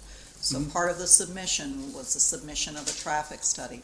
And the way that the fee schedules are formulated by town ordinance, the burden of the cost of that review is borne by the applicant. So the applicant pays for their own traffic review to be submitted, and then they in turn pay so that we can pick our own traffic consultant to review their work. So there's no, But there was already a project, so to speak. It was once they applied for the permit, so to speak. once they came in, there was nothing done prior because Prior to they that. needed to know exactly what was gonna happen, how many dwellings, how many Right. cars going in and out. Okay. Did you make a determination as to the sight lines on Ansonia Road? That's not our purview. Not your purview. That's a state, the state's in charge of that on Ansonia because they're gonna base it, I guess, in part on the speed of the, It'll depend on whether or not the intersection gets changed there, and there's a whole number of factors, but the state would have to weigh in, yeah. In our experience, by the way, even with single lot development on state roads, sightlines is a topic that the local district DOT is very attentive to. Yeah. We last saw that out on Seymour Road, where we had a single lot subdivision. They required a good deal of clearing, and I don't know of a passerby that doesn't enjoy that sightline today.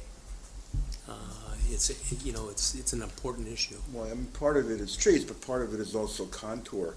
I mean, where I Absolutely. live on Whipplewog, I have a view of about 20 feet, from the Ansonia Road intersection, and if I don't hot-foot it out of my driveway, out of my street making a left turn, people are on my tail, so. And they actually base it on observed speed and not the speed limit. I think it's very interesting that they do that. And that street is only about 50 or 75 feet from the stop sign, so, people are flying through it. Mm-hmm. And DOT has different requirements for stopping site distances versus intersection site distances, so Yeah. it would change depending on what happened there.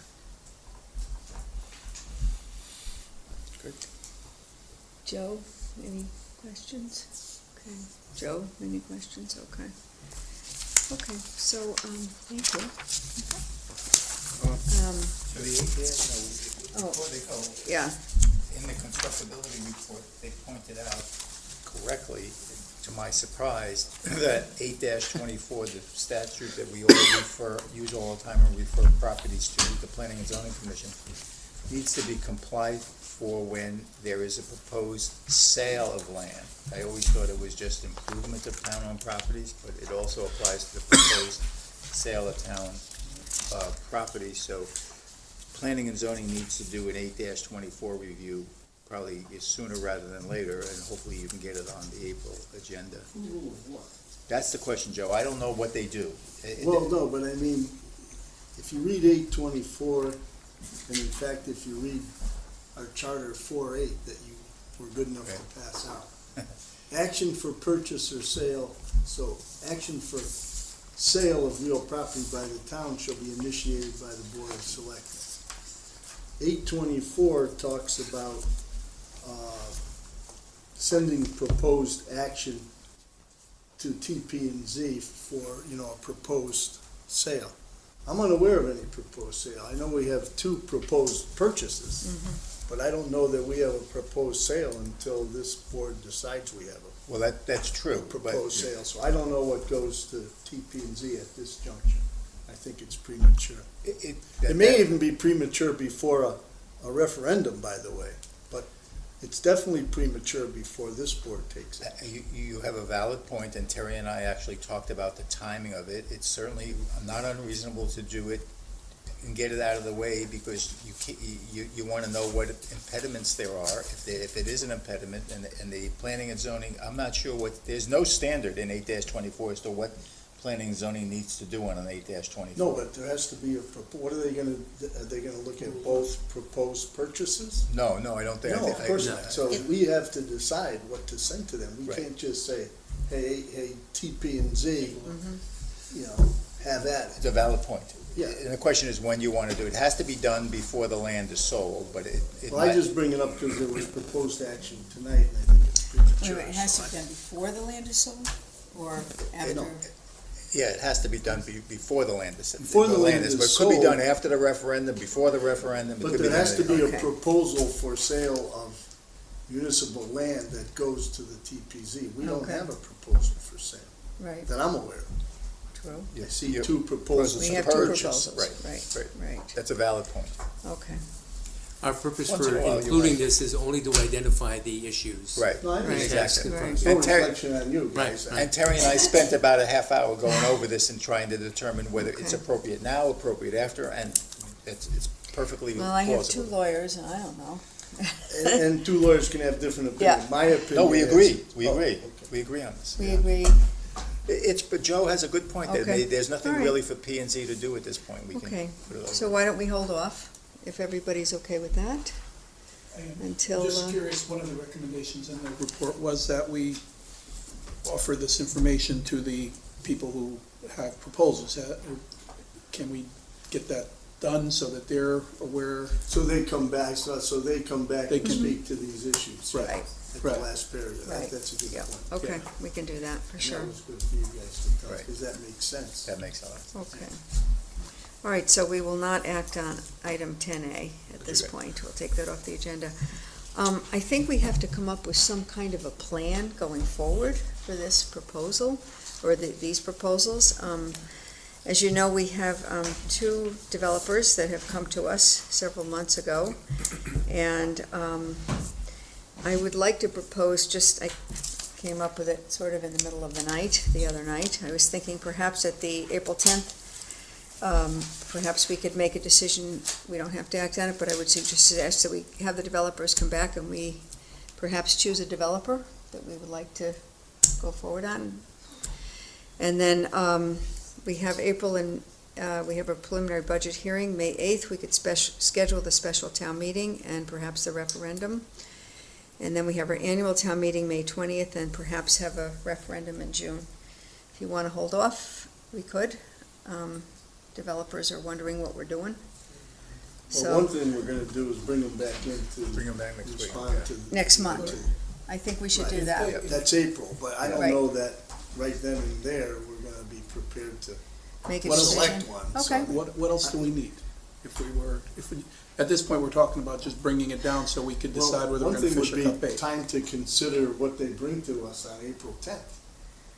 This idea of getting stuff the day of and making major decisions, is really I agree. not something. What that else sits would- well I with definitely me. agree. What else Because would it's you not like how them you to run a bring? business or Joe? anything else. What else would you like the developers to bring? Well- Have a discussion related to the constructability review, Right.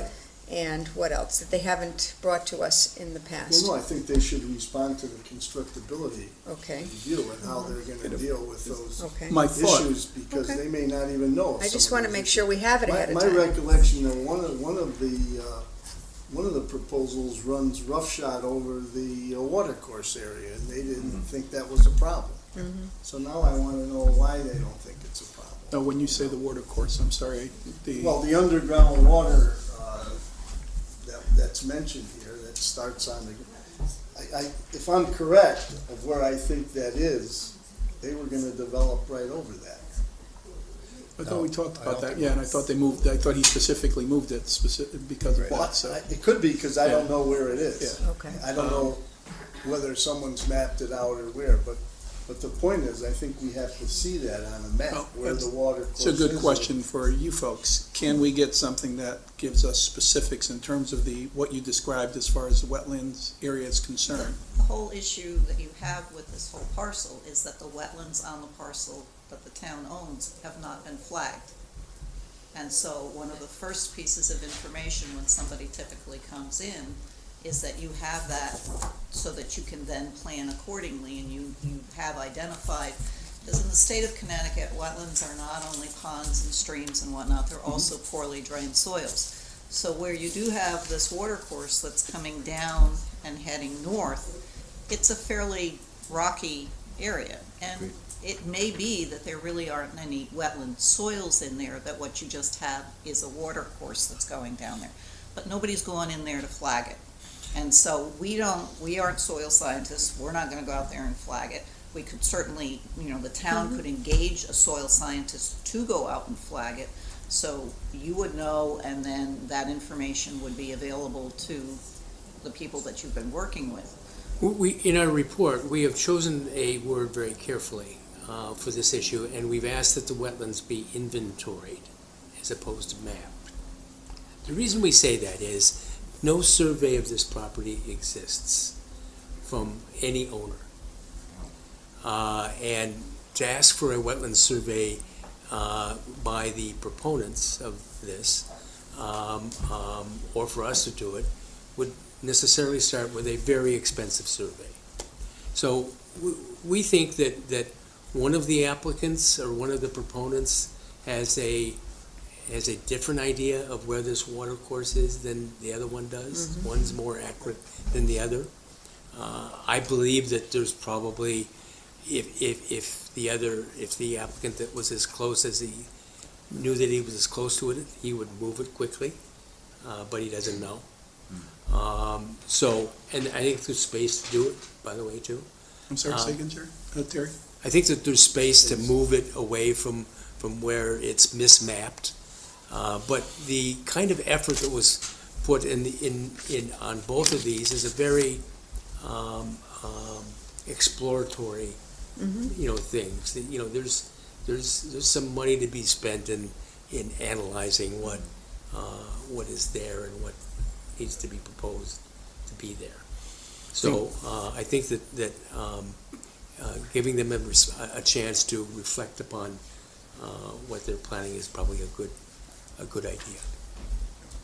What about the issue of blasting? I mean, that, to my knowledge, that's there's a lot of ledge in that property. It's all And not very rich, not very thick topsoil. It's all, there's numbers of ways to do it. Planning and zoning recently had an application that came to them where there was a concern whether or not there would be blasting. And what that developer did was he did a series of test holes to determine what was actually underneath. Right. You may or may not be familiar with 110 Luciani Street, I'm which very was. familiar with 110 Okay. Luciani Street. So in that particular place, you had some diggable shale that was on top, but as you got further down, because there hadn't been any exploratory test holes done, they encountered something that was much harder that just wouldn't break with a shovel going at it. Yeah. All that being said, Blasting is solely under the jurisdiction of the fire marshal.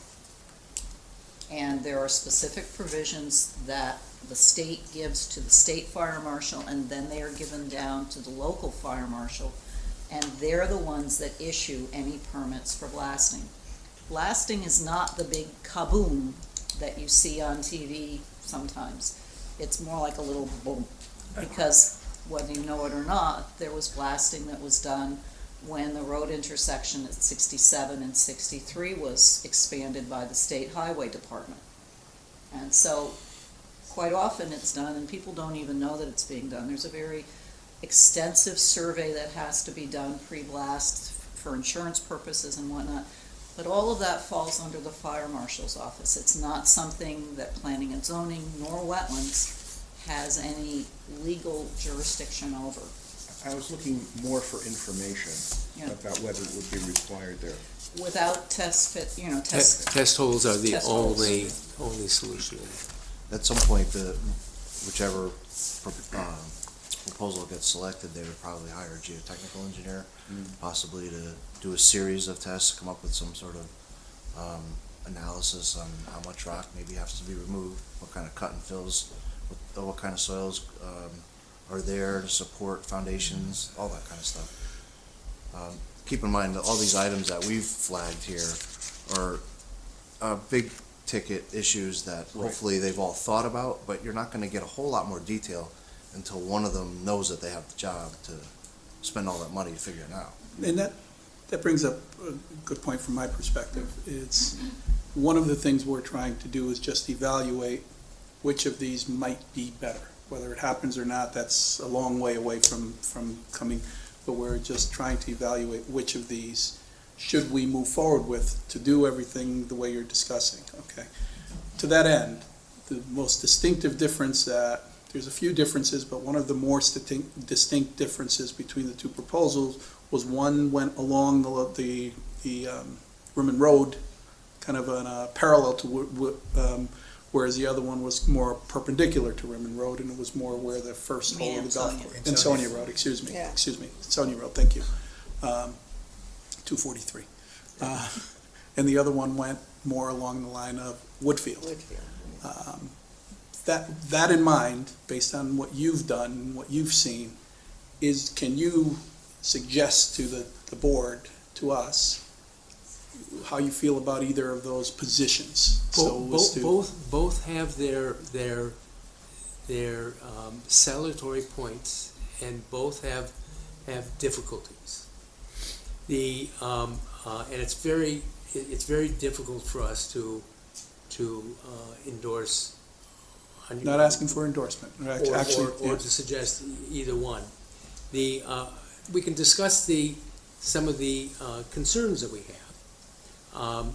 Certainly the one that parallels Ansonia Road has aside from a difficult access, they both do. They have an outlet on Johnson. We believe that they could mitigate that substantially, but that their proposal seems to get their storm water, and it's in your report, to a place in which could handle the storm water increases that's going to come from the roofs, the driveways, and all the other surfaces that both projects claim. On the other hand, the other project, a bit more stealth of a project, going back towards Woodfield, but we don't see how, we are very interested to see how they have access to a stormwater discharge, because we don't know of any there. So we are concerned about that. It's certainly within their ability to reflect upon that and come up with a solution. For all of these technical issues, there are just many technical solutions that can be proposed and evaluated. So there are things like that. We think that another person has mismapped where that, as I discussed before, where that wetlands area there, and the minute that person understands that, he's going to show another plan that shows it away. And by the way, in terms of blasting, contractors hate blasting as much as we hate blasting. It's expensive, it's uncertainty, I'm sure that any responsible developer would try to limit his exposure to the necessary of blasting. But I think no one hates blasting more than the abutting neighbors. Pardon me? I say nobody hates blasting more than the abutting neighbors do. We've spent hours in this room hearing from neighbors about blasting, so Yeah. we concur. We've heard those things. Everyone's basement is going to fill up full of water. Everyone's well is going to run dry, and there's just a high anxiety about plastic. So, answering Mika, I mean, your question is which one of these would be better. I think the question to ask would be, is either one of these the right solution for the country club? No, I'm not asking which It's one a would be bigger- better. it's I'm a bigger asking question what than the that. particulars are, what the concerns are and particulars are of each. That's a difference. So if this one is better because of this or this one is better because of that, that's kind of an easy thing to tell, and that makes a difference between the two And informs proposals. your ultimate question. Right, yeah. So if we have the developers come back, would it be proper to have our professionals here at the same time? If you're willing to come back? Sure. Sure, We do requests. okay, then we'll request that. I'm not sure when. We'll just see if we can get them both back for the next meeting in April. Okay? Thank you. Thank you. Thank you. Appreciate All right, it. thank you. We got left here. What? Backing up. I thought you guys were finished. Item 11 on the Put another agenda quarter is the Assistant Administrative Officer's report. Go to Betsy. Thank you, guys.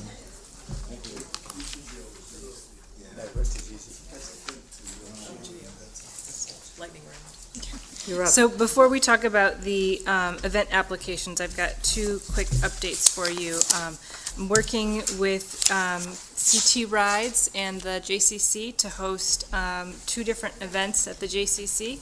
Next week, they're having an open house for commuters to learn about carpooling and other commuting options like the bus. And the week after that, on the 28th, there's going to be a carpool try-it day. And the idea is try and get people out of their cars. And if you register on the town's website or by scanning this QR code that's on flyers around town, you can be matched up with someone who's going to a similar destination as you in a similar time frame. And we're also working with Yale because we know a lot of Woodbridge, Bethany, Seymour, Oxford folks head down through Woodbridge. But many of them go by the JCC on their way into New Haven. So the JCC is going to be offering free parking for folks. And hopefully some of the people who try it will end up continuing to carpool. I think one of the big turnoffs for people is worrying about getting stranded. Either if you're the driver, you have to leave work early and you're worrying about the other person, or the opposite is true, worrying about being left behind if your driver needs to leave work early or stay at work late. And CT Rides has a program that offers reimbursement if you end up taking a taxi or Uber home, and Yale has even more generous programs, so that kind of gets rid of that anxiety. The other thing I wanted to let you all know is that back in August, when the board approved the MOU with the Dog Park Cooperative, there was a map attached with that MOU. It was a preliminary map of the proposed location for the dog park. And at the time the board had discussed this, there was concern that the back corner, so if you remember the map, it starts at the skating park, juts out into the field, and takes a hard left towards the orchard and the swamp. That back area has been consistently wet since September, so shortly after that board meeting. And I've been talking frequently with Bonnie Blake and her team about this, and they've spent a lot of time thinking about how to best avoid that wet area while also being sympathetic to all the other users that the board considered when making this decision. So the solution that we've come to, oh, I'm sorry, I have maps, I'll pass these out. The solution that they've come to is jutting out from the skating park, so approximately the same area, but instead of taking a hard left, going at more of a wide angle towards the orchard. So that still keeps the dog park away from the folks on the walking track, and seems to be the area that is the driest. There were a couple other options that would not have satisfied a lot of people. I just wanted you all to be aware of that. So, thank you, Betsy. But wouldn't we have to approve this? I know you're looking at me, but does Betsy have the No, I don't author- know. Does Betsy have the authority to, I'm not questioning. you, but I know. The first one I know we approved was preliminary. Negotiate a resolution Yeah. without us? I mean, I Sure. don't know that. Is this final? No, I guess The you're last just was talking. preliminary, but I guess is this, are Is we this saying where they, this this is is what we where wanna they do? want to go? This is where, so they've spent they've been out there walking nearly every day. And I've been out there almost every week looking at it. And that back corner that I just mentioned has been wet. Yeah, that's been wet every single time I've gone out there since September. The other options they discussed that were immediately dismissed as options were just going straight out, Right, which would straight across. completely bisect the field.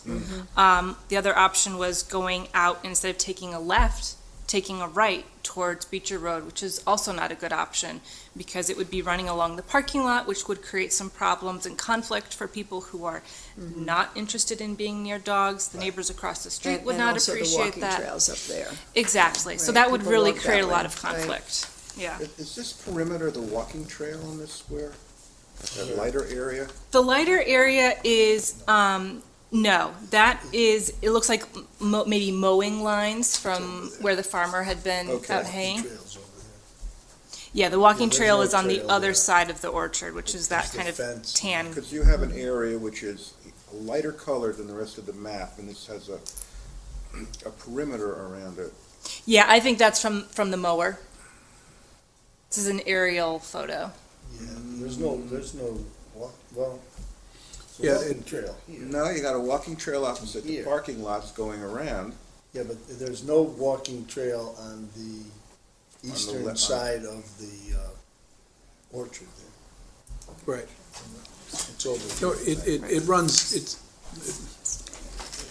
It's on the one west on side. Beecher Road and on Amity Road. I think it's right next to it, David. You know, for all intent and purposes, it is. Right. But for example, that little bend that's in the parking lot area, that's not a walking trail, that's just a field. No, that's Yeah. not a walking trail. So, I'm talking about the part over here. but the Beecher Road and the Amity Road are on the inside of the tree line, so obviously it's gotta be right near that lighter trail area that's shown there. But as Betsy said, I think it's just the mower and how he did it. So Well, the only difference really is we're cutting into that. Yeah. You know, it's Field the area. same amount Right. of space, correct? Yes. yeah. Okay. Square footage, or square Right. footage, yeah. Except for the fact that the part that's wet is essentially taken too, because no one's gonna be able to use it. Right, So we're actually taking more space of the the total farmable. field, farmable space. Yes. So, I'm not saying I'm for it, against it, or whatever, I just think if we approved a site, even if it was preliminary, I think, The last one, I Think think, we was, have to- was preliminary, right? I think it said It preliminary. actually is on the labeled that. This is taken from the MOU. I don't know if you can read this really small font, sorry, Yeah, but it did says they preliminary. stake this out so that those? I don't think that they've staked it out, but they've been using a couple visual things there as markers. So they're calling it a clump. There's a large rock outcropping in the middle of the field that, 1.5. But this was attached to the MOU, yes. Yes, so that's, that's a. as preliminary. So I think if we're gonna do something, we should just vote on this, if you're willing to vote to approve this. Whatever, but I think we Does have it to change? vote, I don't think we can just, Okay, I wouldn't wanna put that on Betsy anyway. all right. Someone's Okay. like, oh, I. So just to keep things going here, we can still continue to discuss, but I'll make a motion that we approve the amended proposed area of approximately 1.4 acres for the Woodbridge Dog Park, Second.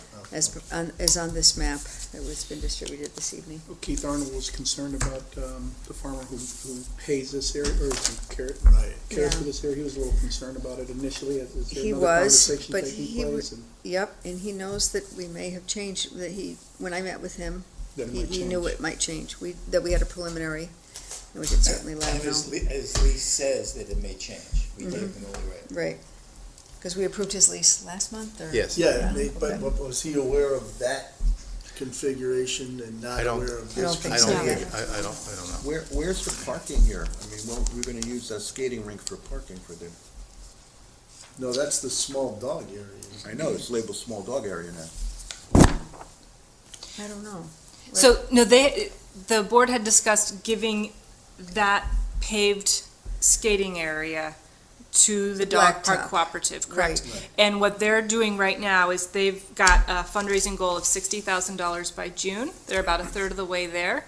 And if they're able to do above and beyond the 60, they're gonna talk about tearing up the blacktop, bringing in soil, bringing in seed, and turning that into grass. So that's what they would ideally like to do. They're not 100% sure that they'll be able to raise the funds to do that. But either way, they're gonna use it as part of the dog park. Correct. So you can see that from the existing parking lot, the walkway to that dotted line. So I take it that's where the gate entrance is gonna be, and then you go either to the small dog park or the big dog park. Right. So they're gonna park in the I know, existing. but the parking lot is, that was a consideration because the parking lot is often full. Yeah, but I don't think when we approved it, I don't remember, I don't. my memory's yeah. not great, but I don't remember approving the skating only for parking. I don't thought either. that was part of but- because the diagram, Betsy, can you forward me that? Sorry. I don't remember that either, Joe. I have the same memory you have. So, You know, Mika, you got a good memory. no. But actually, I'm Mika? with Joe on this one. I don't Oh, recall ever saying that okay. it would. We never talked about that. I thought there okay. was I don't discussion think that we it didn't could talk be. about Yeah, I think we I thought there talked was about it, but I don't discussion think we that put it when in we the, approved it, right.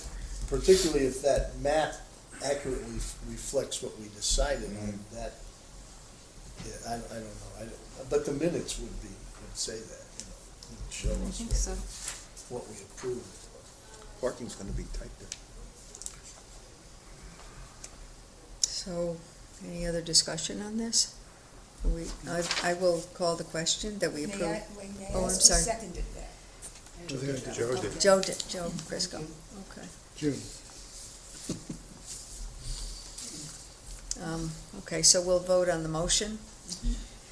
Or, we have any further discussion? Geez. Okay. All in favor? Aye. Aye. All opposed? Okay, Wait, now, let me get this right. Joe Dye? Yeah, he voted He was in yes. favor, one down. Only Yeah, one one- down? 4-1. All right. Yep. Okay, I know I voted for it, it's fine, but I recall that there's issues with these sharp angles.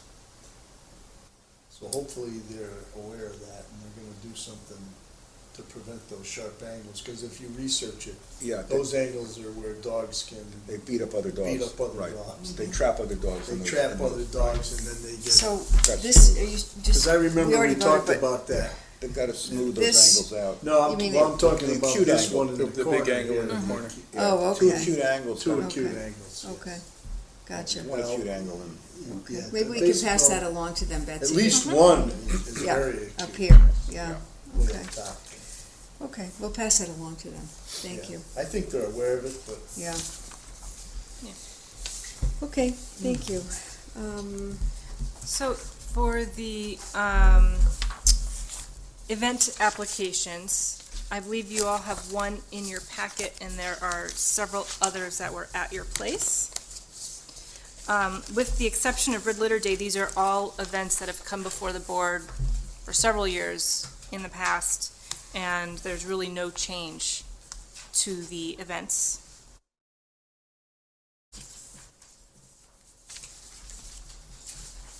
first one that's in the packet is the Boy Scout plant and fertilizer sale.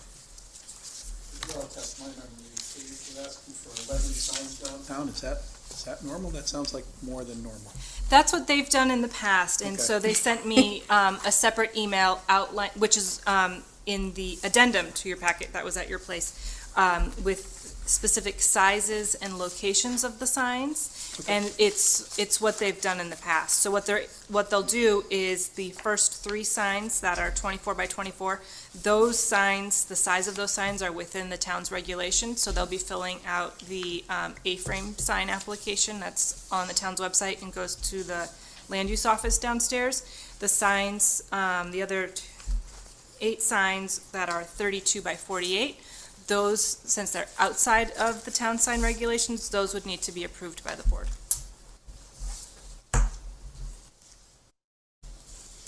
So how do we proceed on this whole application going forward? Do we just approve the application, or do we have to approve signs as part of it, or how does this? So it would be each application on its own, and Okay. in terms of signage, I know that the Garden Club wants to do signs also, but they've not submitted an application yet. Their event's not Okay. until June 1. And if their signs are within regulation, then there's no need for that to come Okay. to the board. You know, looking at this application, I know we looked at it before, and it looks good, but there's nothing on here about insurance. But we require them, we won't let them do So, it. but it has to be a condition of the approval. So I Yeah. don't think we can just approve the application unless we approve the application with the additional condition of. Yeah, you can about say that. Insurance, Yeah, you have to yeah. say it. Boy Scouts have on file with the town a blanket insurance policy that covers, we always get that every year, and it covers any events of the Boy Scouts. It's from their council. But the other ones probably need a column. I thought that was in our original. It's Where did in it go? the description of the policies and procedures, but you're right, it's not on the form, so I'll review that and If see we if it put needs it to in, be then it added. would be easy to say. we Yeah. Easy, approve. I thought but this it time you can was. approve it Yeah, yeah. subject Of course. Yeah. subject to them getting the insurance. I thought when we decided this, it was in there, but I guess. Well, it was in Didn't- somewhere, but. Translate, okay. Yeah. Okay. So, I'll make a motion, just to get it started, to approve the Woodbridge Boy Scout Troop 907, application to hold an event on town property, submission number 180, as put in your packet, so you don't have to go through I'll every piece of it, second okay?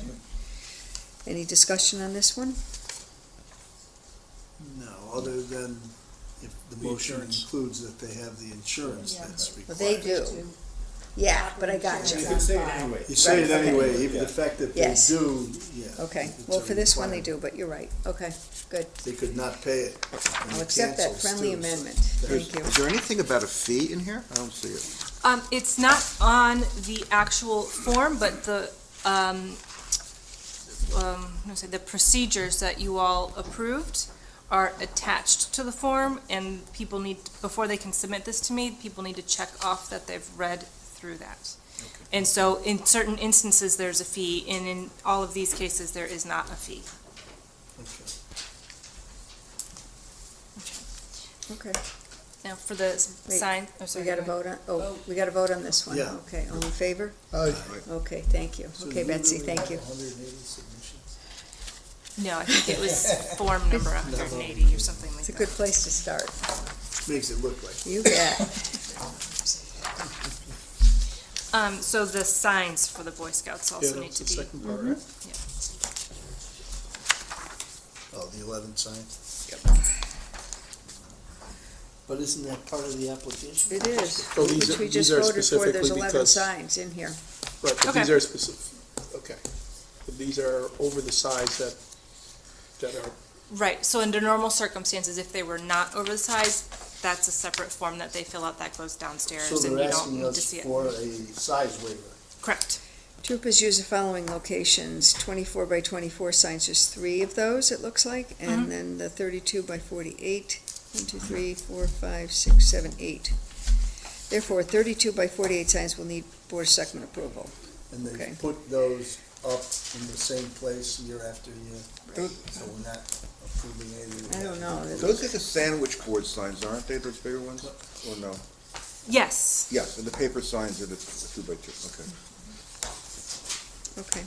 I'll make a motion that we approve the application from Richard Friselius, Troop 907, for the signs as described I'll second that. in his memo of March 8th, okay? Second? All in favor? Second. Oh, sure, done. Everybody Okay. did second. We all did. All in favor? Yes, all done? Okay, Aye. thank you. Whew, supposed to make this easier, doing this, I don't know. Well, it's our first crack. Yeah, you're right, okay. I think it will over time. So the next one is actually one we don't need to do. I just thought I would go through the process. It's for the town Okay, aye. holding an event on town property. It's the Rid Litter Day in April. But I just thought I would go through the process just to kind of test out the form and go through How'd you the find it? I thought it worked well. Okay. Okay, thank you. Yeah, even if we don't put, like, maybe if you attach the back, like you said, the Application application or or those whatever. other things, or attach the application. Okay, that's a good If you idea. attach them onto here. And then you don't have we to can ask. see it, Yep. yeah. Okay, am I correct? There's another one, application to hold event on town property. Name of organization, Dwight Rowland. Yes. He's the organization. Hi, Dwight. You're an organization. Purpose is, yep, this is the recreational baseball league for the communities of Bethany and Woodbridge. And so again, there's nothing in here that's any different from what they've done in the past. Okay. And is the insurance question answered? We have insurance on file with Jim Franco. Okay, We have to have that for a few. okay, It's on file. thank you. So I'll make a motion, we approve the application of the baseball league opening day. Second. Okay. We'll attach, we'll have with insurance on file. With Right. proper Glad you did insurance. I'm making a friendly amendment. Yeah, no, that's Yours good. this time. Should have I done can Back resend at it you. if you need. I can resend it. Thank you, okay. Any other questions on this? All in favor? Aye. Okay. Next one is the application for the National Day of Prayer to gather people to pray for America each year from Catherine Walters. This event is 5/2 at noon to 5/2 at 1:15. She does this, she's done this several years in Right. a row. Yeah, so again, nothing new. Mm-hmm. Does she need insurance? I don't think so. They're just having about 30 or 40 people for a short prayer service. What do you think, Jerry? Not for profit, I think it's gonna be prohibitive for them to get insurance. Okay. Yeah, they have a guitar or piano accompany singing, which they did last year. Okay, all right. Guess if they have a problem, it's an act of God anyway, so. Very funny, good job. I'll make a motion that we approve Catherine Walters' application for the prayer service on 5/2. Second. Is there a second? Second. Oh, Joe just did it. I heard you so loudly, sorry. Any other discussion? All in favor? I'm gonna Aye. approve it, I'm a little concerned of the no insurance, but hopefully nothing will happen. Okay. This is different. Right, the last one was filled out by hand. This is for the Yep. Garden Club's annual plant sale. Again, it's an event they've had for the last maybe 3 or 4 years now. Over here, Right. the grove, Okay. Yeah, and nothing different. same sign. Same sign, same type of event. And I think they did this last year, but they'll be holding it in conjunction with the Friends of the Library book sale. Are the signs within our specifications? We haven't talked about signs yet. Oh, okay. Okay, and they have about 20 people, June 1st from 9 to noon, just one day, right? Right. Okay. Insurance. Yep, I'm gonna ask it again. Joe will this time. We're trading off here. Do they need insurance for this? They need insurance. Yeah. Do they? Federation carries Okay. insurance for events, so just ask her. I'm sorry, I didn't hear that. Yes, I'll get the Federation- insurance. Okay, Federation carries insurance for events. okay. We just get the certificate. Yep, yeah, because they're having a tent Certificate of perhaps and insurance. picnic tables and, yeah, just in case. Okay, I'll make a motion, we approve this one as Second. discussed. Is there a second? Second. Thank you. Any further discussion? All in favor? Aye. Okay. That it? That's it, yeah, thank you. Okay. This was a fun Onward and experiment. upward. Communication Director, Grant Writers update. Okay, very quickly. Beth has already mentioned that there are some grants we're pursuing with regard to flood hazard mitigation and road construction around the Route 15 interchange and the West Rock Tunnel. So I attended a meeting at Scrog that had New Haven and Hampton officials, and we're going to be doing some follow-up work. Betsy and I are going to schedule some, at least one meeting, maybe a couple of meetings, with our public works staff, our buildings department, and police to talk about concerns in those areas specific to the West Rock Tunnel project. So that's something that we can share some more information on, but they're doing a nice job of collecting concerns from all three communities that would be impacted. And it's a chance to get on the record. So with regard to that memo of record, that would go to the DOT. So that's happening. And Rosa Delores' office, as Beth mentioned, is going to come to visit. They're taking a look at what the situation is with regard to flooding in the area, and we're going to seek funding for that. State Senator James Maroney, who was here with us at the last meeting, has followed up, and I'm working with him to see if we can identify some potential grant funding or funding sources that might be directed towards establishing a park or walking trails, et cetera, in the portion of the country club property that is not under Depending on what discussion happens. elsewhere. Either way, we need to do something. He We called wanna- us. Yes, we We want wanted to to know get, if he could find somebody. He said, nothing, I can't do anything about the ECT, the ECS, there's nothing I can do with that, but Yep. So we've looked at several different grant opportunities, Mhm. and we're going to continue that work, and I'll have updates on that. And then Beth also mentioned I've been working with Mary Ellen LaRocca at Human Services on a grant there. It's an 80% federal funding for an 8-seat passenger vehicle from the Federal Transit Administration, and that's their Section 5310 program. That we would hear back, we're going to make the application, we'll hear back in February of 2020. So that's a long-term thing. Mary Ellen asked that I also display to you all that the Human Services Commission has voted to approve the installation of this sign. This is going to match what's on the library. It's going to be a very nice look to better identify where the Woodbridge Center is, which is the senior center. So that is going forward, and I can pass it around if you'd like to look at it. it's funding in their budget. It's in their budget, Yep. and they're moving forward with it. Right. So with regard to communication updates, the next department that I was working with to pull in email addresses for our town hall email list was the rec department. We came up with 256 contacts that are about to be added. So the next message that goes out, news from town hall, will have additional people receiving it, which is great. And then I'm also working with staff at Public Works. Tony mentioned earlier in his report the recycling crisis that's taking place in the state, and I added into your packet, this was a pretty good explainer article about the impacts on towns. I also attended a meeting, it was yesterday, it seems like several days ago. This was at Scrog, and this has to do with the compliance plan that we must come under. So that is also in your packet if you're interested in a deep dive into details. But that compliance plan needs to be happening in July. So in addition, you also have in your packet, we received just today a letter that Beth received regarding this is the application to put the scale at the transfer center, at the transfer station. Whenever you're changing the footprint there, you have to get permission. Now we've got permission, now we have to act to decide exactly what's going to happen. And as Betsy mentioned, There's a lot about food Have scraps it up. if you're interested in what to do with them. right, so that is part of what's going to be under consideration. And Mika, you're correct, the ordinance committee needs to see this next, and that is meant to happen at the next ordinance committee meeting. We're going to have Kelly Hamill, who is our recycling coordinator, and perhaps Warren also come and talk about what it all means. So I wanted to keep you updated on that.